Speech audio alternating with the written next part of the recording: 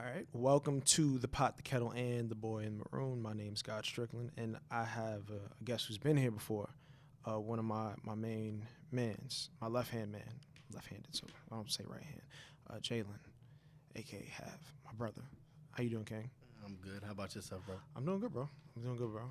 Before we get started, I just wanted to shed a light on the situations happened within the last couple of days. So recently, a tragic event happened. Chadwick Bossman died after a 4-year fight with terminal cancer. And let me just start by saying, my condolences to the family. But if I could shed light on the career and what he meant to us or to me, I remember when Blade came out, right? Mm-hmm. Now, I'm a comic book head, so when I watched Blade, it was a big deal. But when I watched Blade, it was just because I like Blade. Mm. It wasn't necessarily a black man being the guy, because Blade wasn't the box office guy. He was it was the movie that kind of opened the door for the superhero films.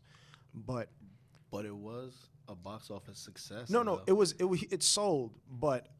Nah, bro, it kept Marvel afloat. It did keep Marvel afloat, but in the sense of being the guy for Hollywood in the role he was playing. Like with Chadwick, when Black Panther came out, it was a black man being the box office guy without having to play a role that was detrimental to the culture, a character that was detrimental to the culture. He wasn't playing a crooked cop. He wasn't playing a drug dealer. He wasn't playing a prostitute. He was playing a hero that perpetuated a utopia for black nationalist ideals. You know what I mean? When you thought about Wakanda, you've seen this place, this paradise where it was just black excellence, And that's what he was. He was black excellence at the highest form. It was an event when it came out. He was the guy. Not for the black guy or the guy for action. He was the guy, and a talent, a very, very humble individual when you hear him speak, and I feel like we lost a real special one. So, again, my condolences to his family, and yeah. Anything you want to say? So, in regards to like him being humble, I agree, because I'm big on like watching interviews, and you know that because me and you discuss interviews constantly. Mm-hmm. I feel like it wasn't just the Black Panther that solidified him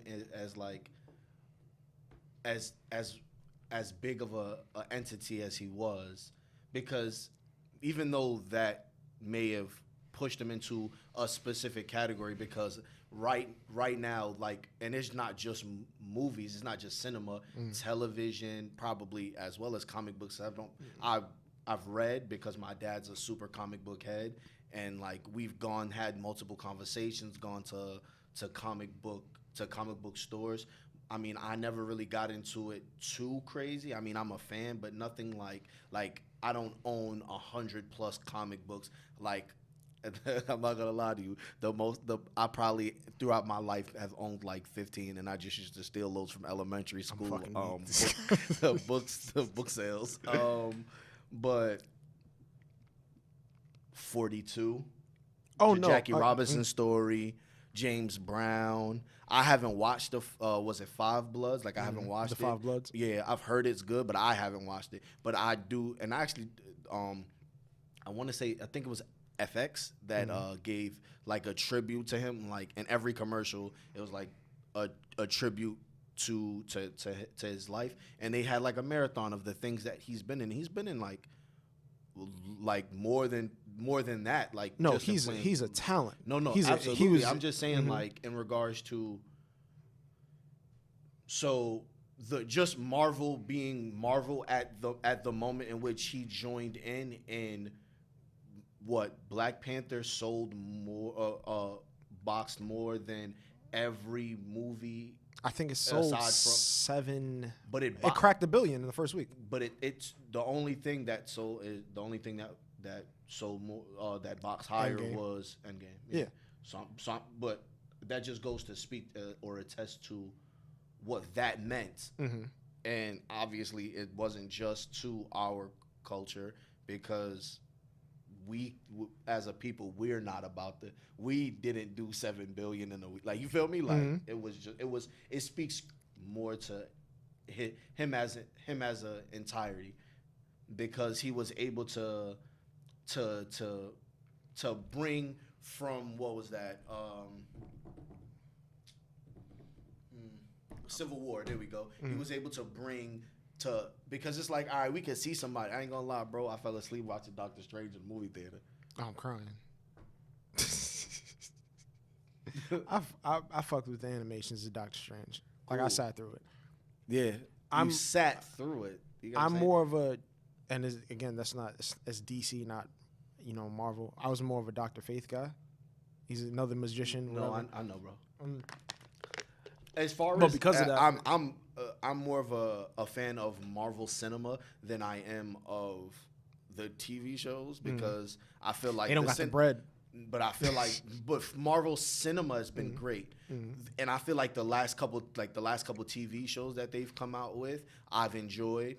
But throughout my childhood, I was super into what's her name, DC cartoons, action figures. Like I just lean more towards that as far as the television show aspect. So when you just brought up Dr. Fate, that's the only reason why I'm saying that, because I knew you felt like you had to explain. No. For the viewers at home. Oh, okay. Honestly, okay, I get you. But when I say the guy necessarily, when I say the culture, whether it be the culture of our generation, whether it be the black culture, whether it be the Marvel culture, DC culture, the comic book culture, entertainment culture, when it came down to superheroes, all your superheroes that you identified with were white men in tights.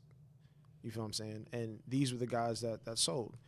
When it came down to a black man being box office and selling, you know what I mean? Because I feel like we've always appreciated him for his talent. That man was good. Yeah, no, definitely. But being the guy where you have Robert Downey Jr. playing Iron Man, you have Chris Evans playing Captain America, and this guy being the guy, having the movie that, breaks the records and sells 1 billion, and now you have little black boys and black girls looking like, yo, this is my favorite superhero, or this is just my hero in general. Like when he told that the terminal cancer story about the 2 kids that was trying to hold on to their life to watch Black Panther and didn't make it, and how it made him, how it really like triggered him emotionally. Like it was just like wow, man. There's the humility and the integrity in this man. When you see him in the interviews, because again we talk about watching interviews, and you watch him constantly pay homage to the people who supported and had a hand in him being what he is today. When he talks about Felicia Rashad funding him in the drama program at Howard, when you talk about Denzel paying his scholarships and how there would be no Black Panther if there was no Denzel. Like that's a special individual. You know what I mean? And the idealism about that black superhero, a man of power, a man owning his own land, beautiful people, where it's just his people. He created the utopia for kids like you and like how you and I was to be in awe of. And I don't feel like they had that. No, they didn't, because the superhero before that, in regards to being black, bro, was. And this is no discredit to Shaft. Yeah, because that was it, bro. Yeah. And to be honest with you, most of us didn't even view or idealize him as a superhero. I want to say, for our generation, if not Shaft, bro, it was like Static Shock, and then the Black Green Lantern. Yeah, but you get what I'm saying. Those characters didn't. They didn't pop for everybody the way they should have. Maybe not the way they should have, just the way that they were presented. Listen, Jon Stewart, that's Green Lantern. He got all the bitches. he got the Hawk Girl. He got Vixen. He had all the superhero bitches. That's a fact, bro. He's a black man with green eyes. I'm about to say, lose it. And he looked like John Shaft. So it's just with the bold and the deep voice, it. No, but when you look in your history books and you have all these you know, these people perpetuating the idea of black ownership and us just taking our land and moving on, the idea of black nationalism, and him being a part of that film where it's really fantasized and enhanced to be this dream utopia, and it just gave somebody for us to idolize, and it'd be okay because I'm pretty sure there's white kids that are idolizing him too. That became a lot of people's favorite superhero. So when I say allowed to be the guy, it was just the guy in the light of just entertainment, how we respect entertainment, how his peers respected entertainment. And I don't know, it was just real sad, bro. And this tat's clean. I don't mean it, but I'm sorry. Y'all got to see this tat. This tat is mad nice. I didn't know that's where that was gonna go. I didn't know because I'm talking and I'm looking. I'm like seeing it for the first time, like without after healing. Like it was swollen when you last seen it. Facts. If y'all don't see it, he got like some dragon demon agent bitch on his arm. And she got light eyes and the nose and the piercing, the septum. Like it's a fire tat. Let's be clear. Did you put a ethnicity or race on this woman? Did I? I sounded like you said something. What'd I say? I sound like you said Asian.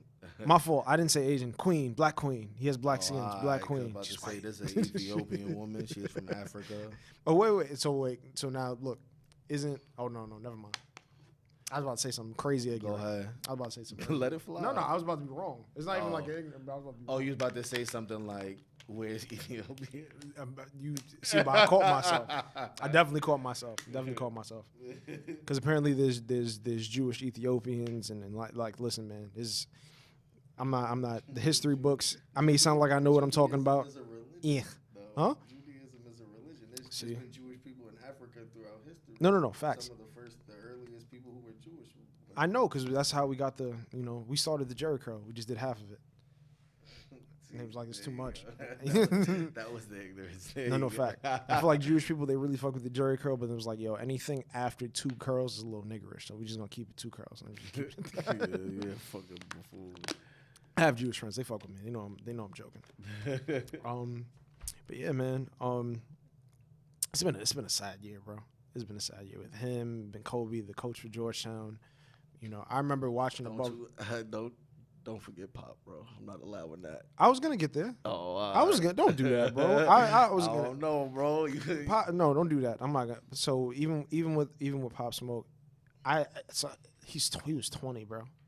That shit is mind-boggling to me. That died before you could even legally drink. That's crazy. You know what I'm saying? And he's a dream for, kids in New York, kids who want to be a rapper, kids born in minority homes, like. And it just makes you think, especially when we, not to change subject, when I think about the Ruff Ryders documentary. I don't know if you've seen it. Nah, I wasn't able to catch it yet. I finished the No Limit doc, but I wasn't able to get to the Ruff Ryders doc. But go ahead. Listen, it's probably mostly shit but when you watch DMX's story, you feel what I'm saying, impoverished home, very poor and violent way of living, didn't have a father figure, mother was abusive, sent him away to live in juvie, came back, only father figure he ever had laced him wet cigarette. Yeah, I did see that part. I seen that snippet. To be honest with you, I feel like watching it is gonna fuck with me. No, but listen, because I'm gonna get to that. When you watch him go through all this trial and error, you start to think, it's like, damn, when hip hop was coming out, hip hop wasn't an established thing. You know what I mean? So you think about that, and this man doesn't have any role models. This man there's not a set plan, and he made something out of an imaginary nothing. Like, he made something out of a utopia.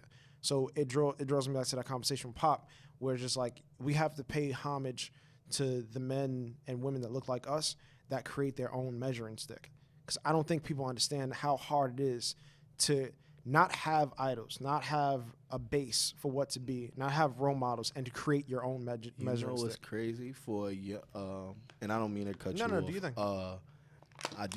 You know who Polo G is? Okay. Yeah. Nah, I mean, I know you're a general. I remember. I just want to ask you, because he was on a double XL. My brother had a song on. You did. You asked me. You've asked me about him before, but this was before the XXL freshman cover or. I heard a whatever. snippet or something, and my brother's playing in the car. I was like, he sounded like he sound dope. Nah, bro. I ain't gonna lie. You know how? All right. You know where our measuring stick is as far as rap is concerned. So, the element of what actual rap ability is, obviously, you just compare it to what you came up on and what I came up on in actual lyrical ability, which not too many people have. He can rap. Oh, you can rap? He can rap. I'll go check it out. Nah, you should, and that's but that's a little off topic as well. So, in regards to what you were just saying, he and if he has a lyric in I can't remember the name of the song off the top of my head, but he said no heroes to look up to, so we looked up to demons. Like we ain't have the opportunity. Like it's like when you come up, it's like you don't really get to look at people doing the right thing, or if you do look at people doing the right thing, or people who sound the way, or people who are trying to make a different way for themselves, they're shamed by the people who you do look up to.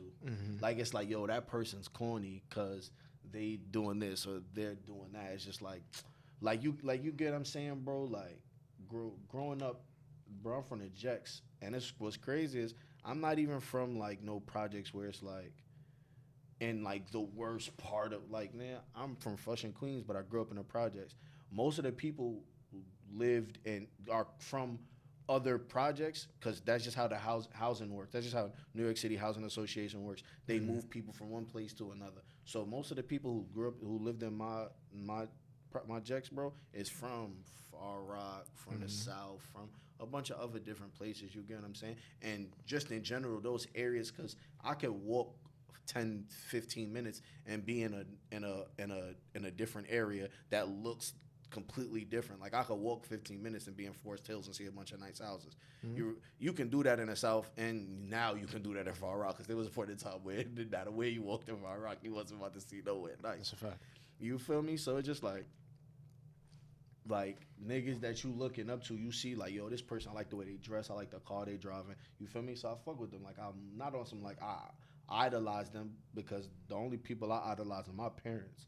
But not saying that you idolize them, but it's like, yo, I look up to them. No, that's what I'm saying. But it's just like, and then it's just like growing up, you really don't understand. You feel me? But then you see niggas and you're just like, all right, well, this person's doing this person's doing that, and it's just like, all right, well, I mean, you feel me? One of my older homies, then he was the the first person like I ever did like go out and do anything that I shouldn't have been doing with type shit. You feel me? So it's just like, you grow up and you look at shit and you don't even, and it's like, yo, that nigga corny. Why that nigga corny? Look at the way he dressed. Nigga got on a suit. No, but it's the way it's the way doing his good job. I'm fucking weak. You get what I'm saying? This nigga got on a suit, but it's like somebody telling you that you look up to this person's corny, and it's just like, why is he corny? Like, nigga, look how he dressed. Nigga got on a tie. Who the fuck wear ties? But that's another thing. Damn, he's not relative to the reality that you know. You know what I mean? The homie that you looking up to, everybody has that. You feel what I'm saying? I have my uncles. You feel what I'm saying? You'll have that in any Jacks, whether it be in Canarsie, whether it be in Yonkers. But understanding that when you get to America, right, everything is like separated based on color. I don't want to say it was ethnicity or nationality. It's not based on that. Like being from Barbados, being from Jamaica, being from Guantanamo Bay or Ethiopia, or whatever. It's either black, white, yellow, brown. You feel what I'm saying? So you identify with people who fit in that stanza of color. You feel what I'm saying? So when you get here and you're white and you're told that you're white, even though you probably never seen, you know what I mean, I'm white or whatever, you get here and you're forced to look at the people that look at you, look like you. Yeah, you feel what I'm saying? Definitely. Whether it be a CEO for a company, whether it be what's the dude that owns Amazon, whether it be the president. Like these are the people you identify yourself with because they look like you, and that's the people that the generation under you would identify themselves with, especially since they're born here. With us, rappers and ball players, like that's who we relate to because that's where we're from. But for the most part, there was a point in time where like there was no this is how you get here, this is how you get here, this is how you get here. Like this is the point A, B through C to get through Z, which was the NBA or rap because it was so new, it was so fresh. More so towards hip hop. So when I see these, especially X, because we're big X fans, it's just like, yo, there was no road that anybody drew out for this man. Nah, absolutely. And he was able to get there. But what's the name? I don't know if you watched the interview, if I'm not mistaken, it's this specific interview with Nori Fab and Jada on the Drink Champs podcast, and they were just talking like, what did you think was gonna come of this? And it's like, yo, bro, we've been in this for 20 plus years. No one thought that this would still even be around. Like, this was just something we were doing for fun with our homies. Like, niggas have parents that's as old as hip hop. Nah, that's a fact. That shit is different, bro. No, that's a fact. So when you say like this was a chance, you feel what I'm saying? This wasn't planned to be a career path. So this shouldn't got no 401k. It's the truth. It was just the opportunity that you were really good at, that you were talented, and you took your talent to where, and you made the most of it. And that's just something that we do. But that is a black thing. We're able to. Yeah, that's what I just said. That's something we do. It's the truth. We're Taking able to the smallest, not necessarily the smallest, but a little inkling of any ability, and just making that shit into something great and something that we can survive off of. We can make hope progressive without an end all be all at the end of the tunnel. That's a fact. And that's what makes it special. That's why when people, I had one of my homegirls, Takira, on. This was 2 weeks ago. And she just said, I hate the notion that people say black women are strong. Like, I don't like that, because it's just like the way they use it is just not true. But it's just like, oh man, when you think about it, you guys are the most disrespected. You're part of a culture and a proximity that's able to create nothing out of something with the use of hope and talent. When she says that she doesn't like the idea, she didn't necessarily mean that she doesn't like the idea of looking at herself and her peers as opposed to them not being what other women consider to be soft, fragile, and how the world approaches So her them. thing was more so the stance of women being strong in general, not trying to alienate black women in the sense of a compliment. I think it's more so of, there's a certain approach with women. Like when you look at women, there's this TLC factor you give women, but in regards to black women, you feel the need to be rougher. You feel like she can handle herself, and that's not that's not always the case. Any person who thinks that because she is a black woman, she should be treated rougher, tell them to come holler at me. No, but that's the world we live in, bro. Nah, I'm not jacking that, nigga. I'm not like, bro. I agree with with the sentiment, and now that you've explained to me, I get where she's coming from. I don't believe in societal norms. There's way too many societal norms pushed on everyone that is just like, that's. So just because someone's strong, you feel like it's the check on your. It's the check on your strong friends because you don't know what's going on with them. But people be like, well, they're the strong friends, so I'm not going to check on them. You get what I'm saying? It's that doesn't make any sense. Well, just because someone is able to personify what you believe strength is doesn't mean that you should just be like, all right, well, let's push them to the side. Like, they'll be all right. Let's push what they think or how they feel or their ideas to the back burner. Everyone should have a fair shake and fair opportunity. Just because black women are probably the strongest creatures on this earth doesn't mean to treat them rougher. I don't like that. So if that's what she meant, then I 100% agree, because I don't like that at all. And I think the approach that the world has as it pertains to black women, I think that needs to change. But I also agree with the notion that black women are stronger. Oh, yeah, but in terms of the context that both of you are talking about, I agree 100%. Like, they had a study that said that black babies are 3 times more likely to die in the hospital with with a white doctor, as opposed to being there with a black doctor, just because of the approach. When black women complain, they just see it more as complaining. And so I want this to be clear. Not that I don't think that those stats are true. I like to not believe in things like that. I feel you. Don't want to think that there's a person who took an oath to make an attempt to save anyone's life, and they would let someone die because their color. Like, like, don't. Now, granted, I know that that's what happens with Because cops. I was just about to say, you are again. You I are would- 3 times more, like 3 times more black men die as opposed to white men dying. Like the percentages are so close, and they make up 70% of the population.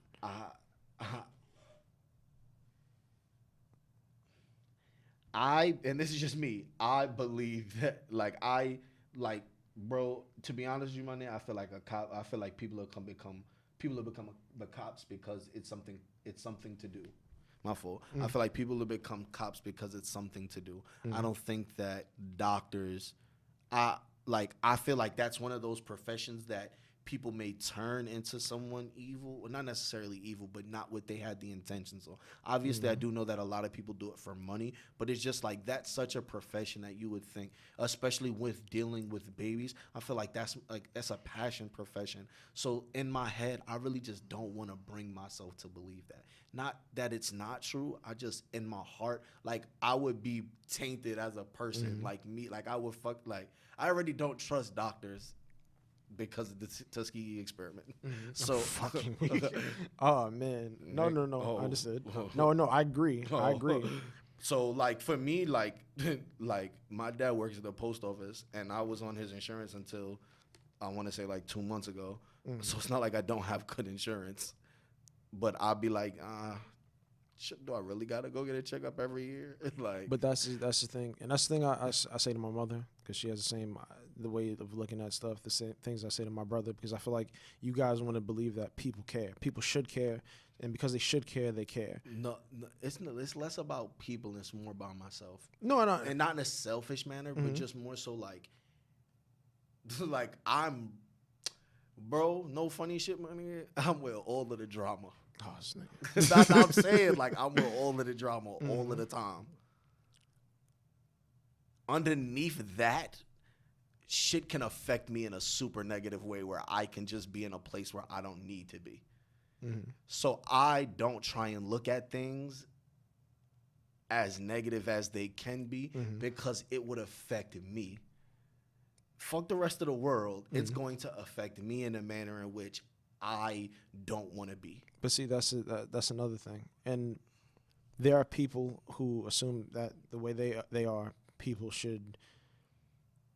The way the world is real in my head, or should be real in my head, it should be real outside. And I'm gonna let you clarify what you meant just now. But what we have to understand. Can you actually elaborate on what you just meant by that? I'm gonna. Okay. So put it like this. All right. So in more words than none.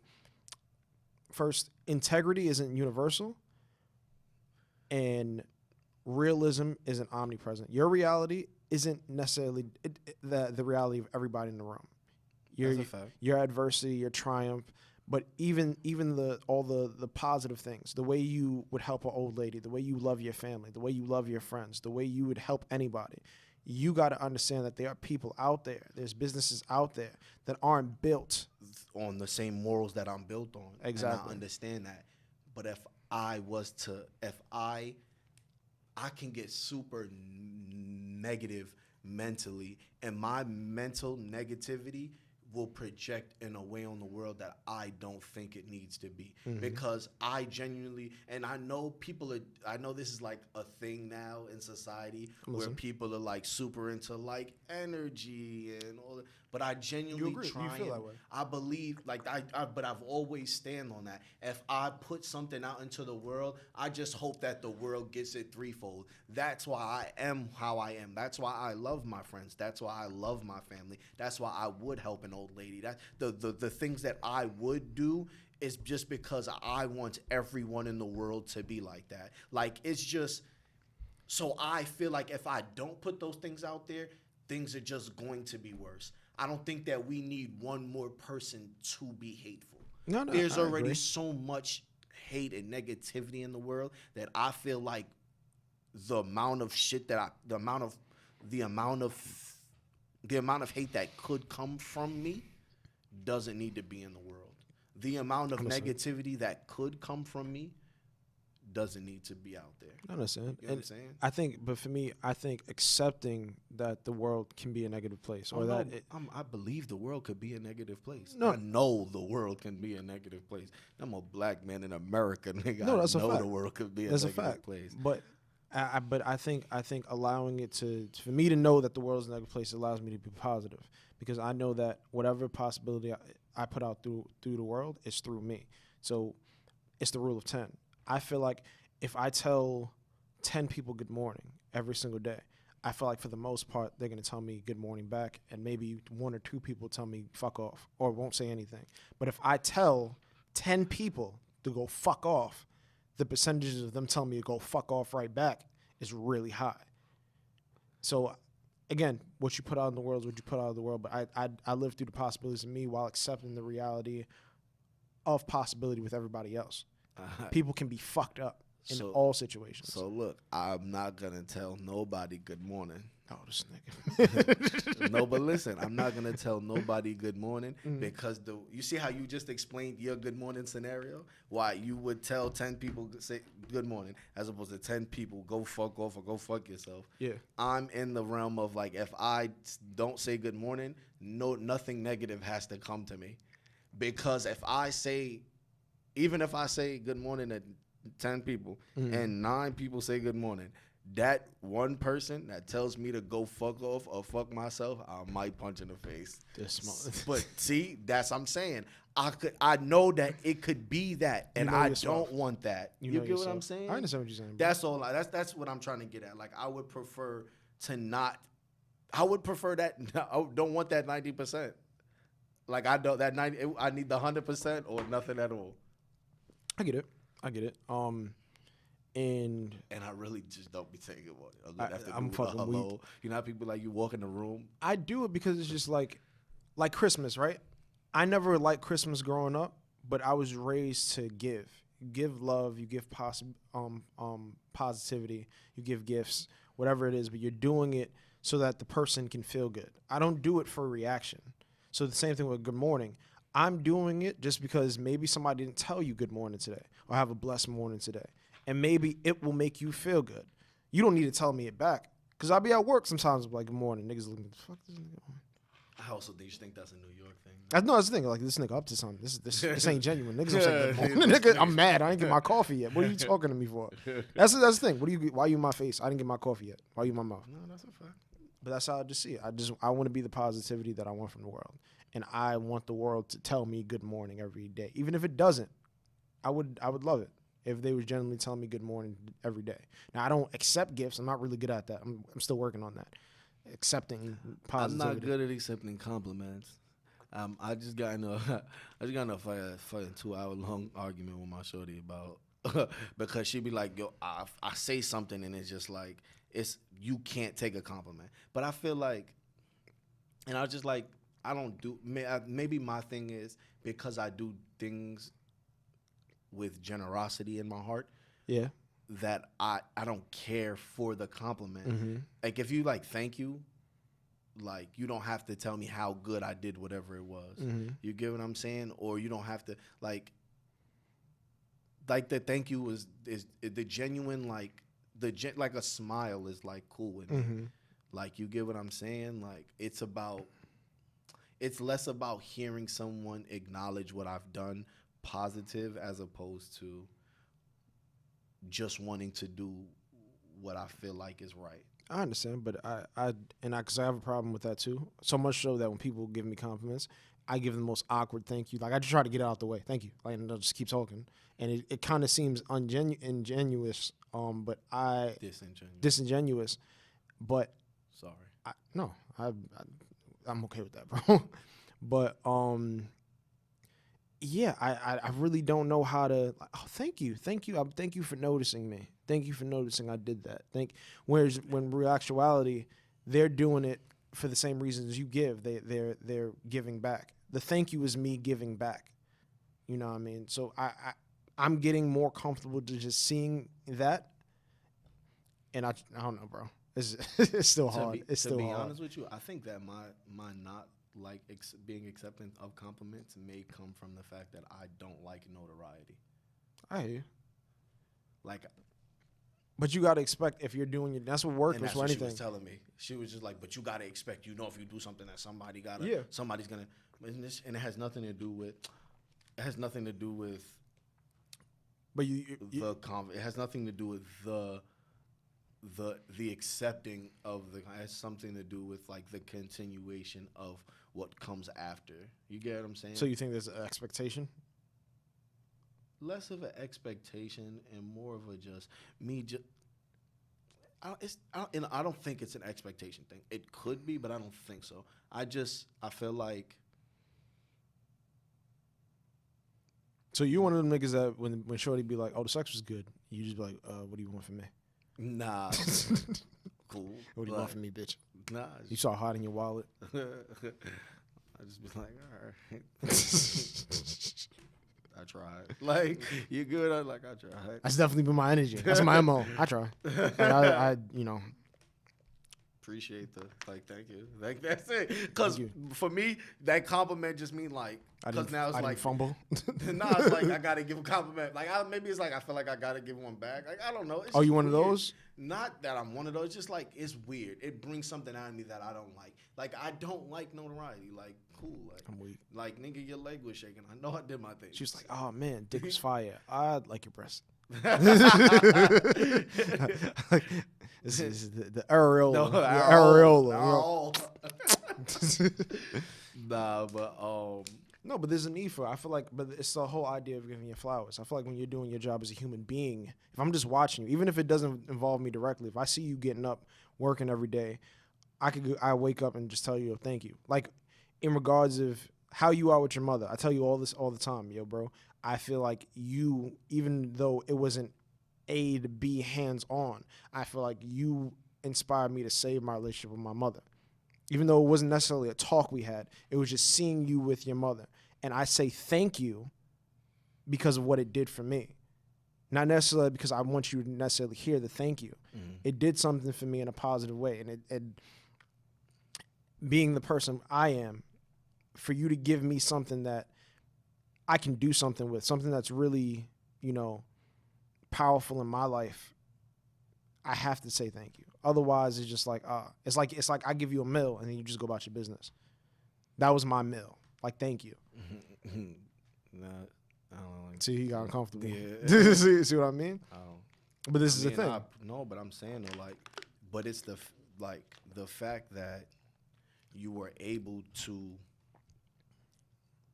orchestrate or fix or build upon the relationship with your mom is like, nigga, that's thank you enough.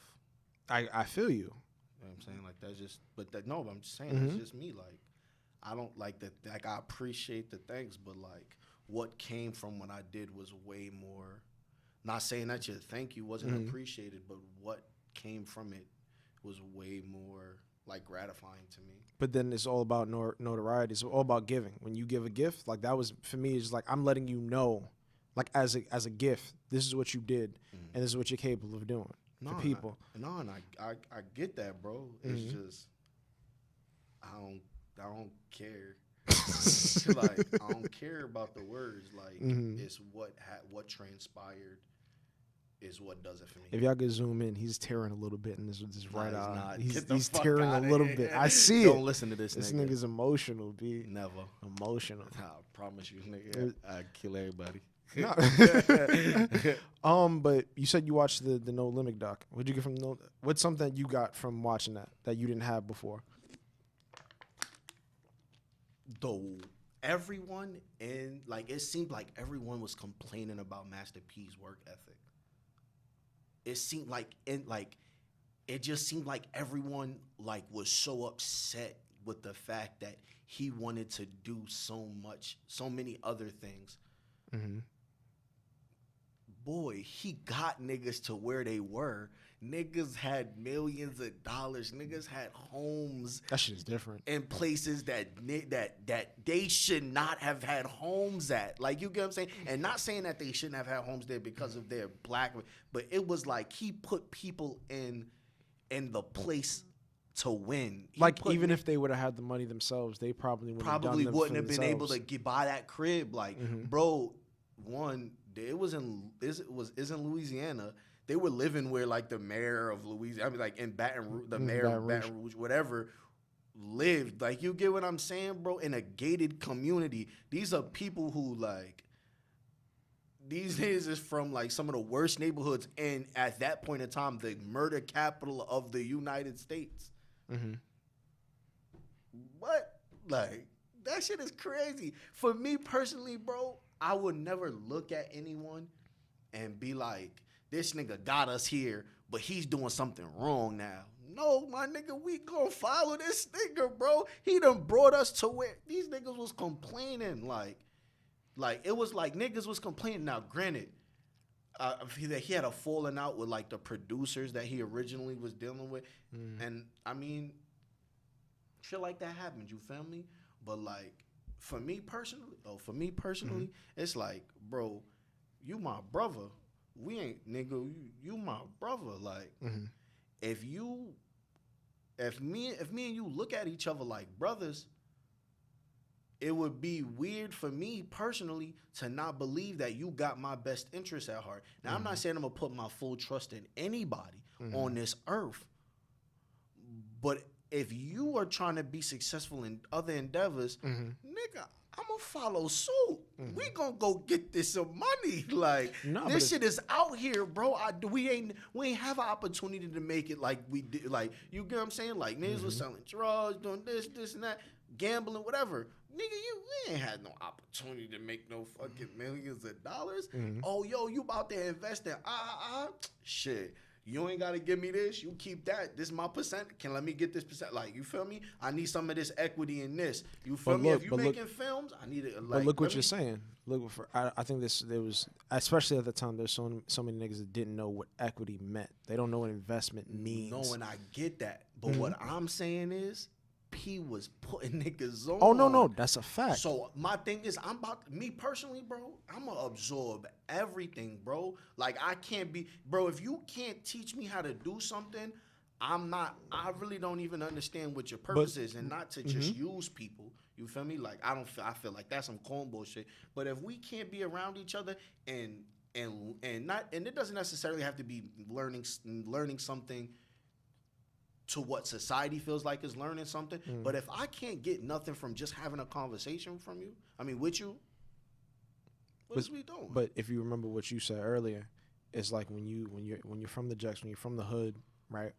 And you have this particular individual that you identify with and look up to, and he speaks the language you speak. He dresses the way you want to dress.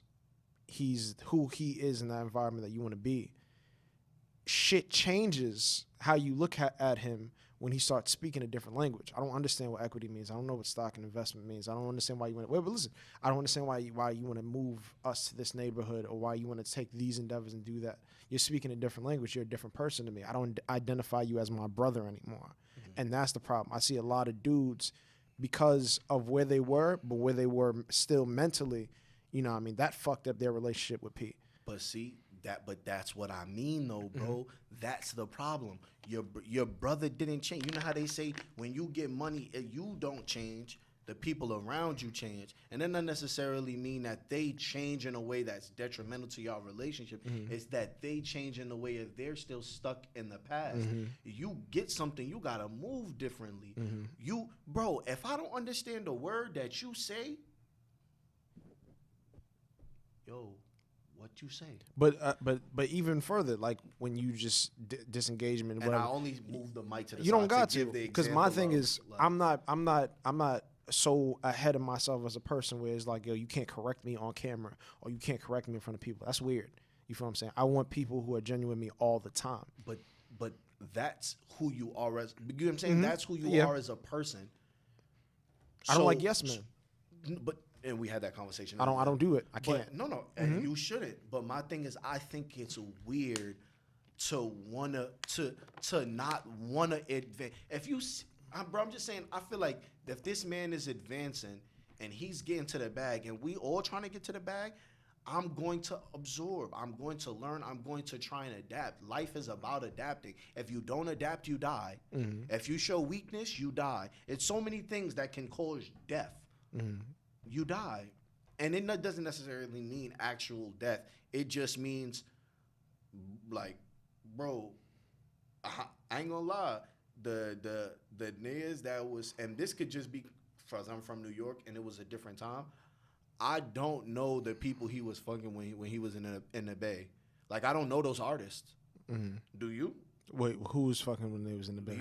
Master P moved from Louisiana and then moved to a different part of California and then moved to the Bay. But like took the artist that he was fucking with in the area before he moved to the Bay. I really don't remember it off the top of my head, like where it was. But then he moved to the Bay. You get what I'm saying? And it's just like, I don't remember none of the artists he was fucking with in California. No copy. Like, I don't like, and he had a few artists that he was coming up with. You feel me? I don't know none of them. But it's weird because you see a lot of people, especially in his position, they grow out of that. Neither, bro. Like the twins that he had signed from Louisiana, I don't know them. And it's not to say that they weren't good artists at the time. It's not to say that they can't rap. I just don't know them.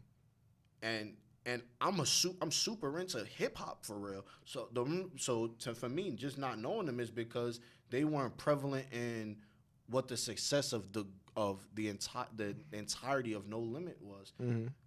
Like, it's weird to think that someone could be around and you not know them, and why don't you know them? It's just because they didn't adapt. No, but I think what you're saying. I think what I was saying is, this isn't to dissuade the idea of bringing your niggas up, right? But this is to say that when you're the person that's being brought up, you should be learning, you should be listening, because at the end of the day, this person is bringing you up out of the care he has for you. So even if you're the type of person that don't trust anybody, for your trust to be shaky with this person and they're trying to bring you up, that says something about where you're still at. You got to fix that. And one thing, you know the Snoop Dogg Death Row situation. Niggas, I'm trying to make this album called Fuck Death Row.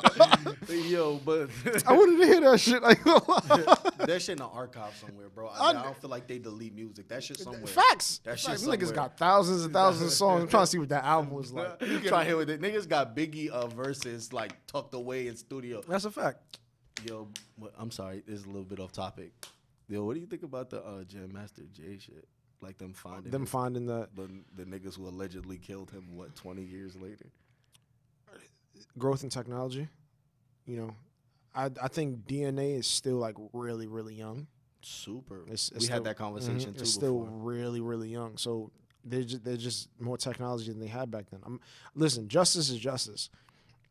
I don't feel like anybody should die without being on their own accord. I don't think, especially the way he died in your own crib. I don't think that studio. I don't think that they should. I don't think the news and other outlets, I should say, was like, it was like the dispute was over like 20 kilos of coke. Don't put that on no dead man. That's the thing though. But don't put that on no dead man. You gotta add to the black narrative. Like, yeah, I don't like that. I don't like in football. How when players get drafted, you got to talk about the mother drug abuse, father wasn't around. That's not football. That's no, but I'm saying sports players, when you see draft night and they bring sports player in their bio, it's be the most worst shit ever. Like, bro. Mom's been in jail for 37 years. She's 39. Yo, bro, I'm just like, yo, why is this a story? Yeah. What was the guy's name? He played for Kentucky. No, he played for Kansas a while back. Aki nigga, Terrence something. And I remember he was talking about how in the same month he lost his grandparents and his parents, and he had to raise his brothers and sisters. Don't get me wrong. I think that's a beautiful thing. I know who you're talking about. He was an athlete. He got drafted by Houston. Yeah, he was an athlete, and he was a Terrence Robinson. Yeah, Terrence Robinson. Mm-hmm. And I don't get me wrong. I think when you hear that, it's just like, all right, that's he gonna be one of them ones just because you hear the story. Like, I get it, but you don't do that for white players. Don't do that for niggas. That's a fact. Like, chill out. No one need but these niggas also be putting their stories out there. That's you decide. But they're told to. A lot of them are told to. Like, yo, this will get you like. I get it. This will get you endorsements, get people behind you, and I don't think that's cool. I get it. I understand. That's why I like, even though people may not like we're about to have a female black VC, even though people don't like the idea of her being a fucking cop, technically.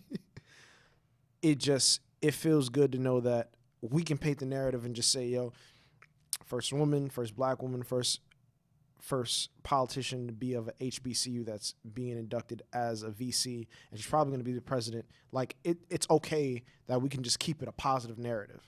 You feel what I'm saying? I don't want to hear about niggas, mother on coke, grandmother had to raise him because dad was in and out of jail, brother was this. Like, I don't want to hear that. I get you. I don't want to hear you manipulate the story so we could look at as them as a sob story. I just want to hear the positive. What's that nigga's GPA score like? Like when I remember the time, what was it? The Times Crime Stopper, Akil Carr. I thought it was cool that the narrative behind him was that when the games go on, crime went down 40%. Yeah. Like I think that's a positive thing. You feel what I'm saying? You keep it positive. But I don't want to hear about the moms and dads strung out story. Mm-hmm. It's an old narrative, and I feel like they should just delete it out of celebrities, athletes, and everybody who has success. I get you. And I also feel like it's okay to have some type of mediocrity. Not saying that she's going to be mediocre, but she doesn't have the ideal resume to be that you would consider like, oh, she's my number one choice for president. But I feel like there's so many people who aren't of color in many different ventures of life who don't have the criteria to do what they're able to do, our president being one of them, and we just let them do whatever the fuck they want to do. You feel what I'm saying? This is very true. Oh, man. that shit blows my mind. Oh, I thought you was about to get in a bag. But again, it also goes back to DMX thing. Another thing that I realized about the Ruff Ryders doc, there's this ideal that we want equality, but you got to be specific. When I say equality, I want equality of opportunity. I want everybody to know that even if you're a minority, you can do the same things and get there the same way that all your other colored counterparts or non-colored counterparts can. DMX is the antithesis of that. No father, abusive mom, strung out, and he still makes something of himself. But that's the problem. When we say, yo, equal opportunity, we want these neighborhoods where because there's still people out there like him right now. And that's a fucking problem. You feel what I'm saying? So this is when we say change an opportunity, when we say defund the police, when we say changing where we put the money. You feel what I'm saying? It made me think like, yo, this is where the money when we say defund, money should be put in communities. Money should be put in private education. Because when you think about it, you would need less policing if there was less people impoverished. Yeah, if there was better education, more opportunities, that people didn't feel the need to go out and sell drugs, commit violent crimes over money if there I was, don't want to get too crazy. No, it's not getting crazy. No, I'm saying I just don't want to go too far into that because less violence, less poverty, better education, more fathers at home. You're reversing what happened in the 80s and 70s. You know what I mean? Because it was cause. Fuck Ronald Reagan. No, but it's the truth. No, it wasn't even just him. It wasn't just him. He's a part of a big problem of black families being broken up, fathers being separated, mothers being separated. There's a and I know people like make fun of him. Mm-hmm. And I think that like some of the things that he says are a bit far-fetched in relation to like same-sex marriage, religion. No, Dr. Umar. Oh, that nigga's funny. But some of the things that he has to say as far as like the black community, I agree with. Not like I agree with. Like what? So I'm getting some things I don't. I'm getting some of the things I don't. Oh, well, I just told you about the things that I don't. I believe in loving whoever the fuck you want to love. I don't believe if you are black or Hispanic or white or Asian or whatever you are, and that breaks down into the specific roles in which you could, because you can be Asian and don't necessarily because there are African American, there are Africans, there are West Indians, and they'd be like, I don't want you to date outside of what we are. I don't want you to marry, have children outside of what we are. I don't believe in that. Love whoever the fuck you want to love. You green, orange, purple, love whoever the fuck you want to love. And that doesn't, and when I'm saying it doesn't even just go as far as ethnicity. That means sexual identity. If you're a man and you want to love a man, or if you're a man and you want to love a transgender person, if you're a woman and you want to love whoever the fuck you want to love, if there were more people, more acceptance of people being whoever it is that they want to be, there would just be less hate in the world, in my personal opinion. Be more accepting, or mind your business. You don't have to be accepting. Mind your business. People think but that's the one. Mind your business. Because I don't care. Like, you feel me? Don't care about what goes on in my bedroom, because I don't care about what goes on. I don't care what you spend your money on. I don't care what you feed your kids. I don't care what you fucking shit. Period. And that goes for everything. Who you fuck don't make me nut. None of that. Niggas is weird. We just live in a society full of weirdos. I was watching a Joe Rogan comedy special, and he got into, don't get me wrong, he went to a whole different place. But it's weird. Like, people are, human beings are sick fucks. Like, why do a bunch of 50-year-old men get a say-so if a woman can get an abortion? That's weird. Mind your fucking business. Bro, I still think it's weird that there's niggas that are shitting themselves at 80, right? And we're putting them in office. I think that's weird.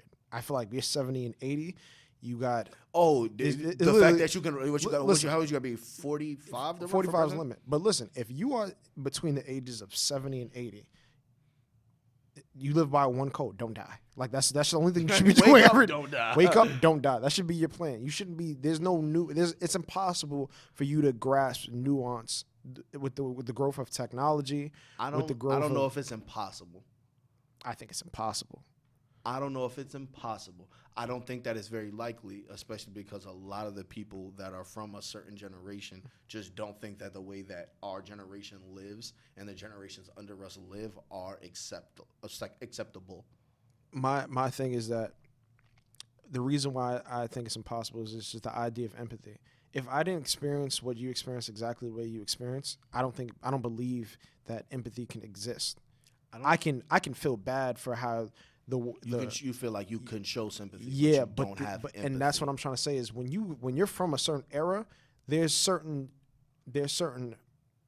things that you can't necessarily there's certain nuances be a part that you're just not gonna understand. There is, and there's certain things like you understand hate. You know what hate looks like, right? You can understand hate, and you should feel like people don't hate people. But when it comes to understanding why that person made the choice that they made, you weren't in that person's shoes. And I feel like to be in an era where niggas just didn't wear shoes, you shouldn't be commenting on what I got on my feet or what I take out of my stomach. That's my thing. That's tough. I get what you're saying. That's my only thing. No, yeah, I get you. I just... Don't die. Every morning. Don't die. Shit yourself. Make sure she wipes everything up. SpongeBob, don't die. What? I can walk lit. Don't die. Some of the ideologies of Bernie aren't bad. Like... So I don't. That's the only reason why I say that, because that nigga's pass the knowledge on somebody younger. He's definitely don't die. Yeah, he's 14. Don't die from actually dying. But you pass the knowledge on to somebody else. See, the only thing about with Bernie is you wouldn't have a problem of him being an advisor to someone. Yeah. Okay, I get you. I'm okay with you being, but there's no. You can't run the free world. You're not a part of it. It's just like me. No. What I'm trying to say is like how I told my brother this. I was like, I woke up one day and I missed like two complete generations of hip hop. I wouldn't feel right being at a radio station right now playing music because there's a whole. Niggas will criticize you. No, but it's not even the fact that criticizing. There's a whole genre of music that was created that I just missed. So being able to comment, have an opinion on it, by still looking at the music the way I do, I can understand why you guys like the music. There can even be some artists I like, But what it means to me and what it means to you. Oh, bro, you preaching to my choir, bro. I'm No. not gonna lie to you. I like there's certain artists I like, but I can't catch everybody vibe. Like nigga, I know, and this is not. I'm not trying to take away from that man's talent or what he's capable of. I can't listen to Young Thug, bro. It irks like, and I feel like he's somebody that This generation. I couldn't be a DJ in this current state of hip hop's radio. I couldn't, because if you pass like I can't get in that bag. Like, but that's I can't get in that bag. But that's the truth. And but he's a major artist amongst in this generation. But you can understand. You can understand when you do the research. You can understand why people like him. When you look at the direction of hip hop, you can understand why people like him. You can see even how he came up. But for you to understand him, you didn't necessarily grow up engulfed in that. So it's the same thing with the changes of the free world that's led to what it is today, with the freedom of vote, how freedom of speech has ascended and grown. You feel what I'm saying? With everybody being able to say whatever the hell they want, that means a lot. You couldn't be able to do this. Oh, no, There's certain white men you put in here, and they'll just walk up and nigger, and they get the shit beat out of them, and they're so. Did you see what he just did? Where if you were to take them from 1904 and bring them in this era, which is like, he hit me back. They're probably not bad people, but from a different era. Yeah, have you seen the "We Are Not Our Ancestors"? Like, have you seen things like that? Yeah. Like, you don't think that's weird, nigga?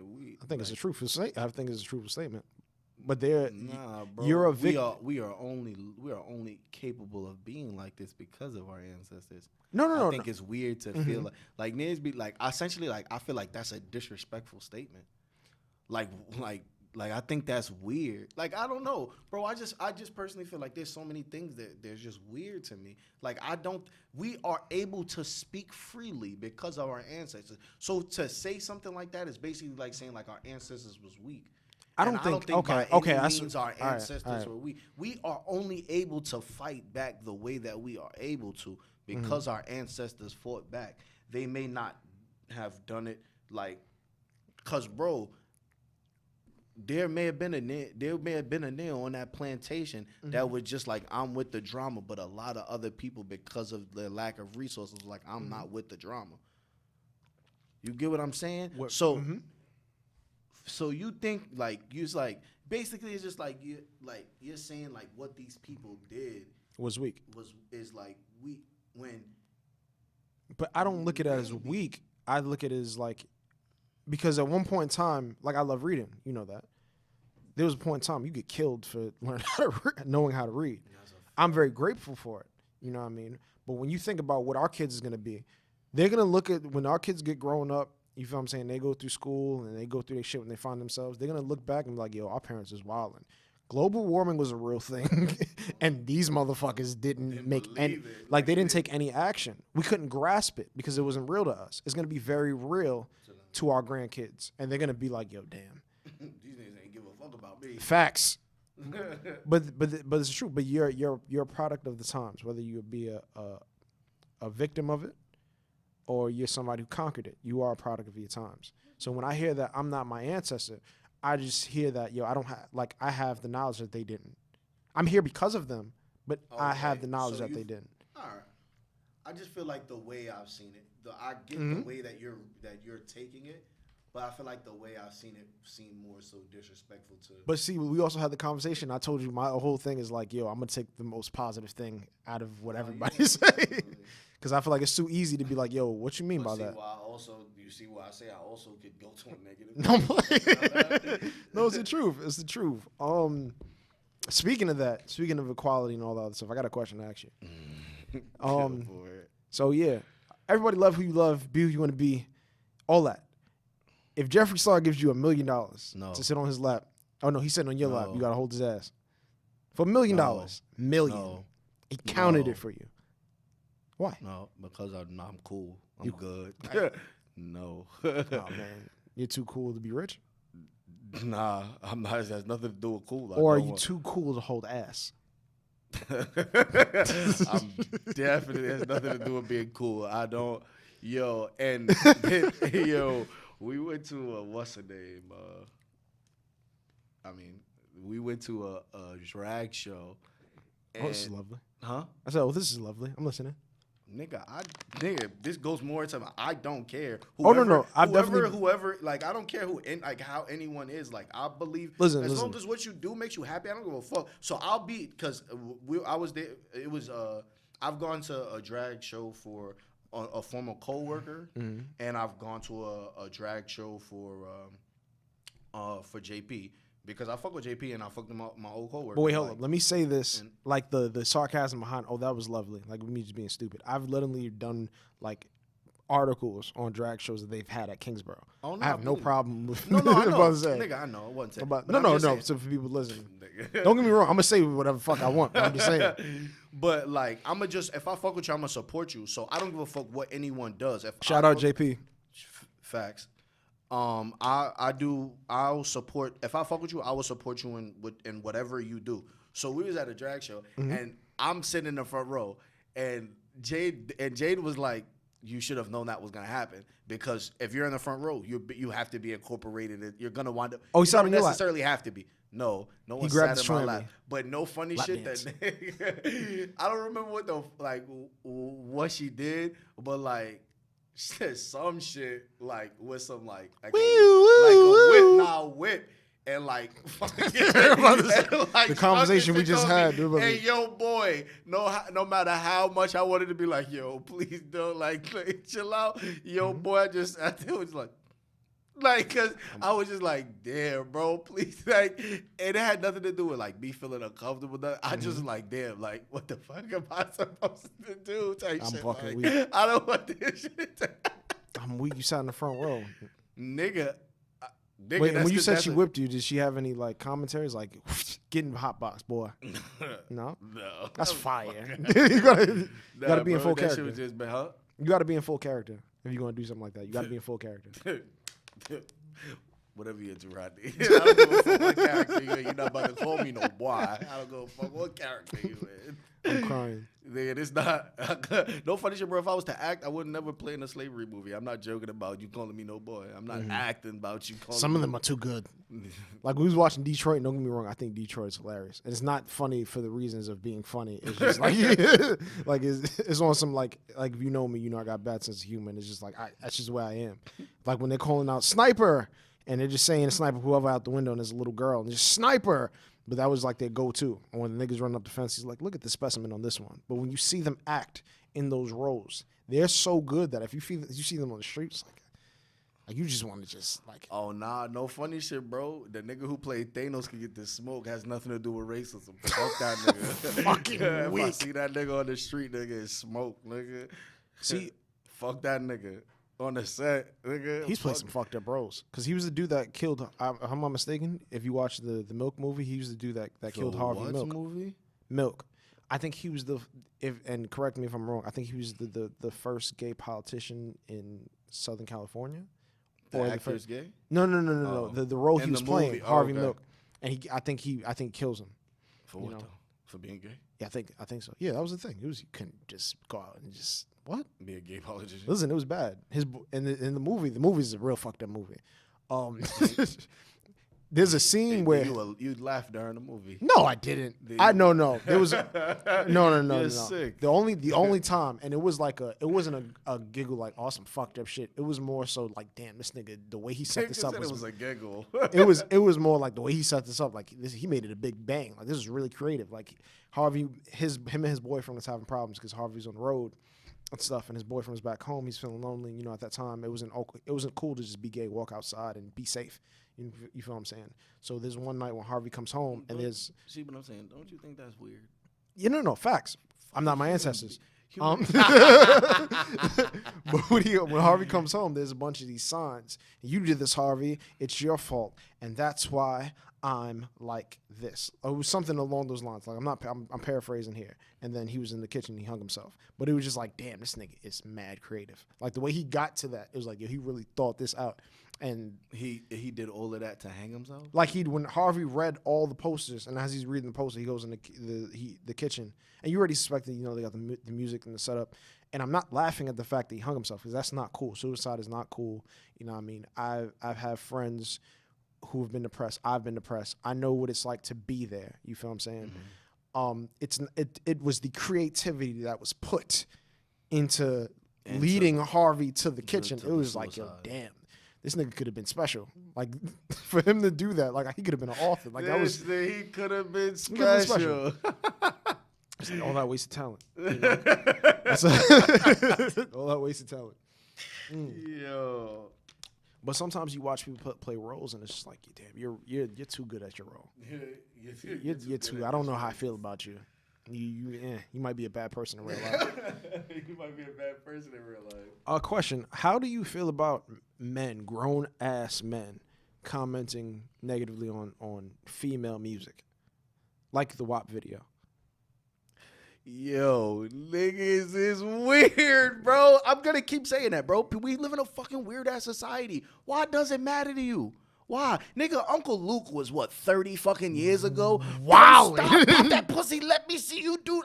Literally is the reason why they have the censorship sign on James Brown had album. prostitutes fucking mimicking, like, sex noises because they was... Like, why is that any... Like, bro, if women want to be... Shout out to the prostitutes. Women want to be liberated and discuss sex, my nigga, the same way niggas discuss sex. You're weird for being mad about that. You're weird. Like, the nigga who was on a tangent about his daughter, like, him not...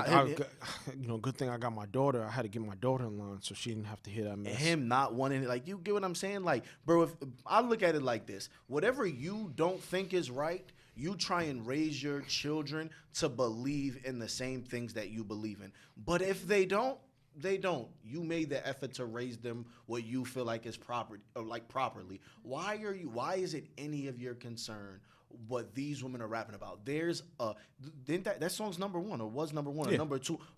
Clearly there are people out there that resonates with.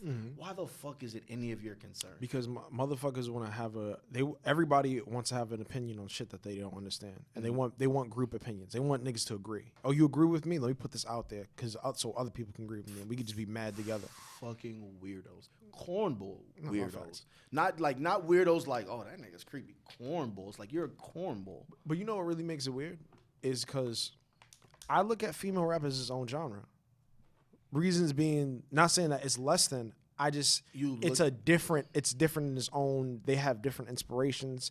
They have different struggles. They have different stories, and the story may not resonate with us. Oh, did you ever watch the Def Comedy Jam 50th anniversary? I think it is. Yeah. And when Martin was mad quiet and timid and stuff. Yeah, I remember. But what's her name said? Shorty that says, "I'm such a fucking lady." Yeah. Is she Cheryl something? No, that's not Cheryl Underwood. That's Cheryl Underwood. That's not Cheryl Underwood. That's Shorty that was in Players Club. Yeah. The one that was like his little ass dick, my big ass lips. Yeah, her. Well, second. Bro, she said, and people were so mad at me for saying pussy. I got a pussy. Well, I can't mention pussy. You are not supposed. And not saying that men are not supposed to listen to female artists, just like female artists are not. Like, you get what I'm saying? Not saying that there's a disconnect in what's being rapped about. I don't, unless you're a man who likes the sexual activities that women also indulge in, or heterosexual women also indulge in. I don't expect you. Shout out to Adele Givens. Adele Givens, there we go. I don't expect you to understand, but I don't expect you to be mad that this is what they're rapping about. Nigga, you have a daughter. How did your daughter get here? You was fucking. But not even. What are you mad about women rapping about fucking for? But see, look, with that being its own genre, you feel what I'm saying? There's other stories other than that. Like, I don't, my thing is, my listeners probably is going to listen to that. She loves Cardi B. You know what I'm saying? I love Cardi B too. But see, look, no fact. My job is, you know what I mean, without assuaging what that means to her and what that means to her generation, what that means to, entertainment in that field, showing her that there's other stories in that genre. There's plenty. There's plenty more than wet ass pussy. But there's female pens, bro. There's Monet Love. You got Sister Soldier. You got Eve. You got, like, there's so many pens where it's just like, all right, yeah, this exists, but so does this, because that's how it is in rap. But it's also two different things. Like, have you ever listened to a rap song to make yourself feel sexy? No. Women listen to music. That's why women love Drake. Women listen to music to feel sexy. Yo, You don't nigga listen. said it's their song that makes you feel some rap song that No, make you but feel that sexy. should just tell you off the back, yo. We're listening to music for two totally different things. But it's not even two. It's a Millions of different things. So whatever. But that's what I'm saying. Just because you can't relate or resonate with it doesn't mean that it shouldn't be a thing. Yeah, because if somebody out there wants to, if someone out there agrees with or believes in this, who are you to say that this is wrong or this is something that presents women in a negative way? Why? See, look, that's why men can't accept Safari, because Safari raps like a woman, and I mean that in the sense of like he raps about how pretty his nuts are, his dick, but we look at it as like, hey, but that's what he does. Bummer Claude, shut up. He be on that shit. I'm just not listening to Safari. It has nothing to do with what he raps about. Because he doesn't make you feel sexy. Cool. That's what I'm saying. There's niggas charge that. Safari makes music for the niggas that want to feel sexy. That's what he does. Like, pause. Hey. Oh man, that's not PC, bro. I don't give a fuck. No, but you gotta do your job. It's just like with school, how you make sure your kids don't have one type of history. You know that they're going to school and they're gonna listen to one type, but you make sure you give them a branch of other histories, African American history. I feel like we talked about that the last time I was here. I really got put on punishment for not knowing who W.E.B. Du Bois was because I called him Webb Du Bois. That's mad funny. Like, and I'm gonna say like this is elementary school, but yeah, I got put on punishment for not knowing because in my whole my dining room, there were pictures and it's basically like a round table. Of like historians, black men, and then on the other side it was black women. So it was like Martin Luther King, Malcolm X, W.B. Du Bois. It's like a variety of black men, and then on the other side it was Madam C.J. Walker, Coretta Scott King. You get what I'm saying? No, but she was in a house where they try to give you a measuring stick. Oh no, but that's definitely. That's true. I want to say, and I don't know if they still do it because I don't fucking use Facebook anymore. But like, I want to say like, my junior or senior year of high school, my parents, they would make their profile pictures on Facebook a different black historian every day during a Black History Month. My the star on top of my Christmas tree wasn't a star. It was a black angel. Yeah, I had the black angel. Yeah. It was a pretty black angel. She was burgundy, her definitely. dress. She was beautiful. And nice skin and everything. You feel me? Like the nice skin, chocolate John. Hold up, I gotta get this doctor's note. But it's the truth. Like especially, and I think we had this conversation before. Like when you think about W.E.B. Du Bois and Ben Franklin, they made it a thing where it's just like, yeah, we have to be the pillars for black men, seeing what black men should look like. At the time, you weren't seeing black men in suits, so they made sure that in every picture that niggas took of them, they were wearing suits. You feel what I'm saying? So your grandparents or whoever, your aunts that do that, they just want you to have role models. They don't want you to look at whoever is rapping the next video and be like, yo, I want to be like them. Because that's one successful black man, but here's the others, and these are different types. And the same thing with what you feed your women. But niggas get really weird at how they raise their women, like how we were talking about with the T.I. thing. I before we get into that, I think that people, I don't know, because so many black men are dead, incarcerated, addicted to drugs, and I'm not saying just black men. Obviously, that goes on in a variety of other nationalities, cultures, races, whatever, religions, whatever you want to call everyone. So many people don't know how to be a parent. That I think it's that. So many people don't know how to, like, a lot of like men don't know how to father women. I also don't think they know how to father men either. But I think it varies though, because there are men that know how to father men. Because there are also men that know how to father women, just not a lot. It's just not a lot, like a majority. I think it's a minority, and I don't think it's just in minorities. Play on words. I'm fucking weak. but I think that's a thing just in general amongst people, like, you know what I'm saying? You don't there's no proper way to parent any person. You get what I'm saying? It's a spectrum. It's not 0 one way or 100 the other way. It's a large spectrum on how this works with this person, how this works, because everyone is their own individual. Everyone's their own entity. How you figure out how to teach this person the way that you feel like the world should be is how, and what they take from what you teach them or what they don't take from what you teach them is completely up to them. You can only do but so much as far as what raising a child is. I think the biggest problem I have, and we're going to get back to what we was talking about with the parenting, and we do this thing where we section them off into groups. Like, this is how I want to raise my son. This is how I want to raise my daughter. And I have this conversation with my girl all the time because I feel like women, and I be talking shit, but I be dead ass. I feel like you guys are raised, like, we are raised to be dreamers, right? You guys are raised to be house tools. Like, I was lit when I was playing with my toys. Niggas was trying to conquer Earth. Like, it was lit with the amount of things that I was set and doing with my toys, with my wrestlers, my superheroes, whatever. But immediately your mother wants to get you a kitchen. She wants you to get a tea table to set.